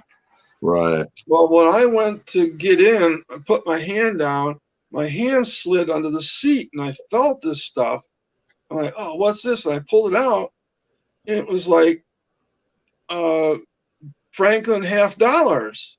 Huh. And so I'm like, hey, check this out. So we started looking in there. We found the Merc dimes, silver quarters, Carson's, and Morgan's, everything. And so we're like, oh man, check this out. The centrifugal force must have done that, which I'm surprised we even thought about. But we went from ride to ride, and we marked each thing we went on, so we didn't get on the same one twice. But we ended up with there's 4 of us, and we ended up with like $25-30 with change. That's how much was in there. Wow. And I'm talking, silver, mostly like Carson's, and like I said, Morgan's, Walker's, you name it. That's a cool find. That's cool. I kept some of mine, but I know the others, they went and spent it because they weren't in the saving. Right. It looks like Rhonda got her microscope. No, I made me one. I took the jeweler's loop. I had the glasses that had loops on both sides of the glasses, and I took one of the loops off and I taped it to my Logitech 615 and made me a loop until mine comes in Friday. My scope. How far is that away from the coin? Just like 1.5 inches. Not very far. See how blurry it gets the farther you get away?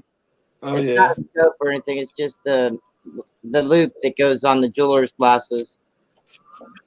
Well, hopefully this new scope works out better than your old scope. Yeah, I ordered me one earlier. If I would have ordered it before I got on Stacks and Stuff's panel earlier, I could have got it tomorrow. But since I waited a couple hours, I won't get it till Friday. It cost me $12 in shipping to get it at Friday. Wow. How much I'm with Amazon. I could have got it free shipping if I would have waited till Monday. But man, look how long I've been without a scope, Brian. It's driving me insane. Hey, don't feel bad. I don't have a scope. I know. One of these days, it's on my list, but until I get this disability crap worked out, I ain't buying a whole lot of anything. All right, I better not see you in one more auction. I see you buy anything for $20, I'm going off on you because that's all a scope costs. You can get a scope for $18.88 on Amazon. I don't want to hear no excuses from you. I used to think those things were expensive, but you can get a good one for, like you said, like $18.88. I mean, they can get expensive. The one I want is like $130, and that's really cheap for a good one. Yeah. Yeah, I started researching scopes, and there's a couple that I had in mind, but they're like $60-$70.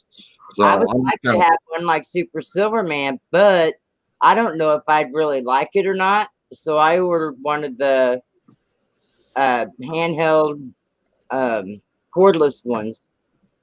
right. It's USB, but it Bluetooth instead of having the cord. Yeah, that's the problem with Silverman's is he has to use his webcam to focus in on the television screen. No, yeah, he had. Well, that with Super Silverman's, it has a big screen of its own. It's Yeah. got like a 3 or 4 inch screen itself. I'll be Right. back, you guys. All right. He doesn't have to hook it up to a computer. Yeah, I want to be able to hook it up to my computer because I like the bigger screen on the computer. Exactly, me too. That's why I decided just go ahead and go $10 cheaper and get me the cordless. Yeah. Because I think my biggest problem with my laptop, and I think the only reason why somebody turned it into the pawn shop, is because they screwed up the ports in it. Yeah. Because that was my biggest problem, was getting mine to work. Yeah. On the iPod, when I first hooked it up, no problem. I had to download an app for it and use the Wi-Fi box that came with it. Right. And then the first time I hooked it up to my laptop and went back to the iPod, the same night. I Right. just wanted to see the difference. I went and hooked it back up to the iPod, and my iPod froze up. So I tried it twice, and I said, I can't afford to mess my iPod up because my iPod comes from St. Jude's Hospital. Right. And I mean, it's I don't use it as a phone. I can. I mean, I do. I've got a Wi-Fi messaging app on it, and I've got Wi-Fi on it. I never asked him if I could actually call and get time put on and data and all that. I don't know, but it's a controller for my DRG unit for my feed, and I don't want to take of them, saying, "Well, we need your controller for something," and then go in and see all my messages and all that other bullshit. Right. It's like my laptop. My laptop, the only thing I've got on my laptop is StreamYards. I don't even have OBS anymore. StreamYards, YouTube. I don't have Facebook. I don't have Messenger. I just have Google and Chrome. I don't have no games. It's just for my coins, and that's it. Yeah. I remember when I got this iPhone, that's when Angry Birds was popular. I remember, oh man, I want the Angry Birds. I want the Angry Birds. Yeah, and I got a virus on my Android from Angry Birds. On one of my Kindle Fire HDXs when it first came out. After I got them, though, it's like I played it for a couple of months, and that's almost 3 years ago. I haven't played it since then. Yep. Now on my Kindle Fire, I do have YouTube on it. That is for the music. I can't stream on it. I can't watch. I can watch videos on it, but I can't watch StreamYards because I don't know what it is. It won't go to side view or something, and the panel is blurry as hell. No matter whether there's 1 or 2 people, it's really wide and really blurry. Right. And but I can listen to music on it. I have my bingo game. I have Facebook. I don't have Messenger. I have the strongest capacity, like 64 gig on the Kindle Fire HD X, and it has good a lot of memory in it too. And I have 2 other games that I hardly ever play since I started the coin collection back in January. I've almost let my bingo game go. And I put it on my laptop. I forgot I do have bingo. I played it maybe twice. But it's my laptop I can take apart and use the the screen part of it as a touch screen, Right. like a tablet. And I mean, it's regular sized laptop with what, 12, 13-inch screen. But it's just too big and it makes my bingo game blurry. So I just keep my bingo on my Kindle. Hmm. I have 10 Facebook accounts to play my bingo Hmm. because that's all I used to do before I got into the coins and being on YouTube all the time. Right. That's why I had 2 of my games, which is Candy Crush and what's the other one Grandma likes? Huh? Bubble Witch. And one of them I'm up to like level 1400, and the other one I'm up to level 1900. But that's all I ever done was play them in bingo. Right. So I got my laptop. I'm definitely on my laptop 16 to 18 hours a day. Nap for a couple hours and get back up, and back a couple hours later get back up. If I got 8 hours straight, I'd kiss somebody else's feet. How many subscribers you have, Rhonda? Someone told me they thought I was up to like 700 or 800. I thought I was only up to like 283, and I checked not very long ago, and I was back down to like 218. Melissa noticed that one day, and she's like, when I was at 283, she's like, "How did you lose almost 500 subscribers?" I said, "I don't know." How about you, Brian? I'm not sure. I've been on here almost 8 years, but I never got into the Google Hangouts or OBS. And this is the easiest I've ever could understand to use the live stream. I've never live streamed on anything before this came out. Says I have When it 600. first came out, you could if you was on something to where you could see when you come into StreamYard, you got your private chat and your live chat, and you don't have to pop out chat. If you're on a phone, you do, but on a computer, laptop, or desktop, as soon as you come into the stream, you see private chat. You see it in the backstage, private chat or live chat. Set it to live chat before you come up on the stream, and you probably be able to see live chat instead of private chat. People won't listen to me. I've been trying to tell people this for a long time, but as soon as they figure it out, why they're up here, they never let me continue to finish while you're backstage. Set it to live comments, and you should be able to see it when you come up instead of seeing private chat. Right. Says I have 613 subscribers. Whoa. Yeah, I've been on here 8 years.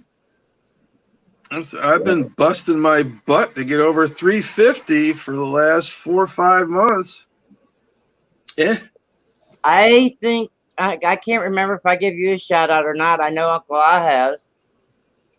Just hang around with us and keep following us around, and you'll get all different kinds of people. There you go, Kernel. You hear that? You got your metal detectors. You got your silver pours. Mm-hmm. We got Dirty Water Jones into our crowd now. That he's been on my panel a couple times, and he felt uncomfortable until last night. He's the Arrowhead Hunter. There's Hal with Music Man Hot Rod Music Man or Music Man Hot Rod. I can't never remember. He makes blades out of arrowheads with deer antlers as the handles. He's come into my stream once or twice since I've been hanging out with Dirty Water, and I got some of his people subscribed to me, and they've been coming into my streams, and they're starting to spread around. I learned of Dirty Water from TLT. From TLT, I seen him at Phil's, and he started to jump around. And then I started going to him, and then he's like, "Well, Rhonda, I didn't come to your stream. I was in bed, or I was at work, or something like that." And I said, "Well, I'm on late at night, like you are." And so he started coming over to my streams. We're talking. He does music. He plays music. Acts like a DJ. And I'm trying to get him into doing karaoke. Brian's came and seen him. I've got a lot of my subscribers subscribed to him. We're trying to get him to 1,000. He's less than 50 away now. And let's see, we got Hal put up a video today of playing Tears of Heaven. He's playing guitar and he's singing it and he's recording it live. And I don't see how he's not going to get a strike for that. I mean, I tried to pay attention to the words to see if he changed any of the words in it. All you got to do is change one word and you won't get a copyright, you know, a strike. Don't you also have to acknowledge it somehow? You have to put it in that you are just like silver giveaways. David Lee, he writes his own music, and every once in a while he'll put a video up with his music, and all he has to put in there is that he's the one doing his music that he's written, and YouTube can't do a goddamn thing about it if you wrote the song. Yeah. I know a There's good a lot one. I was watching who was I watching earlier today? They got it cleared through the copyright company that has the copyright over a couple songs. He's got it cleared through them, so he doesn't get a copyright strike. Who was I watching? I know a good one to ask about that is Stacking Nerd. Even though she gets a strike, once in a while, it's for something, it's not related to that, but she knows about the music stuff. I know a lot about music. Well, Alice told me they've changed the copyright over the years, but I used to write my own music and put the music to it and everything. And copyrights are only good for 10 years. If they do not redo that copyright and paid to have it for another 10 years, that copyright's removed. Okay. How about, I'll give you an example here. Jimi Hendrix, I got a copyright strike because I played, this is like the last 4 or 5 seconds of the video. It was Red House by Jimi Hendrix. But I have another CD that's Jimi Hendrix Greatest Hits done by different groups. What year is the copyright on the back of it? I didn't read, to tell you the truth. The thing is I used the Jimi Hendrix song, the tribute album by other groups, and I didn't get any problem at all with it. But when I used the copyright was already outdated. There are certain songs that they can, like certain records or top hits or greatest hits, that they will keep copyrighted forever. But the like records that didn't go good, they'll let the copyrights go after 10 years. This was some of his best stuff, like Hey Joe, Purple Haze, stuff like that. But that stuff's so old that they might have made enough. If you get a copyright strike, that person that owns that copyright and you done it to make money off of, that person who has that copyright can come back and sue the fuck out of you. But Al told me that they changed it, that whoever owns that copyright doesn't own it. It's the record company that owns it. And I don't believe that. It never was the record company when I wrote music back in the 80s. And I don't see why they have the record companies own it when they're not the ones who wrote the damn songs. That's not a good topic with me. I get mad about that shit. I started writing music when I was 14 years old, and I guess that none of you guys can guess what kind. Well, Brian might be able to, because I've said. Punk rock, right? Christian. Oh boy. You should have said that to Slacker Stacker when he was on. Well, he was getting comfortable and he was feeling a little uneasy, and I just went ahead and let him, take over the show. And then I see him everywhere. Okay. He might have already heard that too. Because he comes into my streams, he just didn't recognize my voice at the time until I actually said a full sentence. Because while he was talking, all I did was, I think what he noticed actually was my laugh. Colonel, I got 9% left, and it's 6 after 9. What do you want to do? Well, I'll tell you what, why don't you go charge your phone and I'll be on later. You guys, Colonel will probably be in bed, but if you have trouble sleeping, you know where I'm at. Okay. How about you, Brian? Brian I'll be will around. call me. Okay. Yeah, I think I'm gonna bail, guys. It's past my bedtime. Yeah, I know All right, that. Colonel. But, All right. All right, TLC, folks, TLC everybody won't be on tonight, so I'll go on. All right, Rhonda. Thanks for coming around. Remember, we're here every Wednesday and every Sunday at noon. Well, I Same just with you, got the Brian. Colonel. You got I it. just subbed to the Colonel when you come on panel and told me who he was, remember? That's it. There Yeah, you go, I Colonel. told You Brian got too. someplace to. Colonel come up on my panel. Okay. I'm sorry. There you go, Colonel. You got Rhonda to go to and network and get you up to 1,000 or more, and Yeah, I can pop in too. come follow me for a minute before you go to bed. I'm gonna go right now and start a stream. Okay. Talk to you later. All right, later, guys. All right, Brian. Catch you later. Take care, Dr. Who. Take care, Colonel. Okay. Yep. All right, Colonel. Yep. Night. Night. Who? All right. Who we got in the chat, real quick? I don't know. Misplaced Supergirl just come in and we're getting ready to leave. Well, thanks for popping by. We'll be back again on Sunday at noon Eastern, and every Wednesday at 6 p.m. Eastern. Colonel, Yeah. say good night. Say good night, Colonel. Good night, Colonel. All right, later. Later.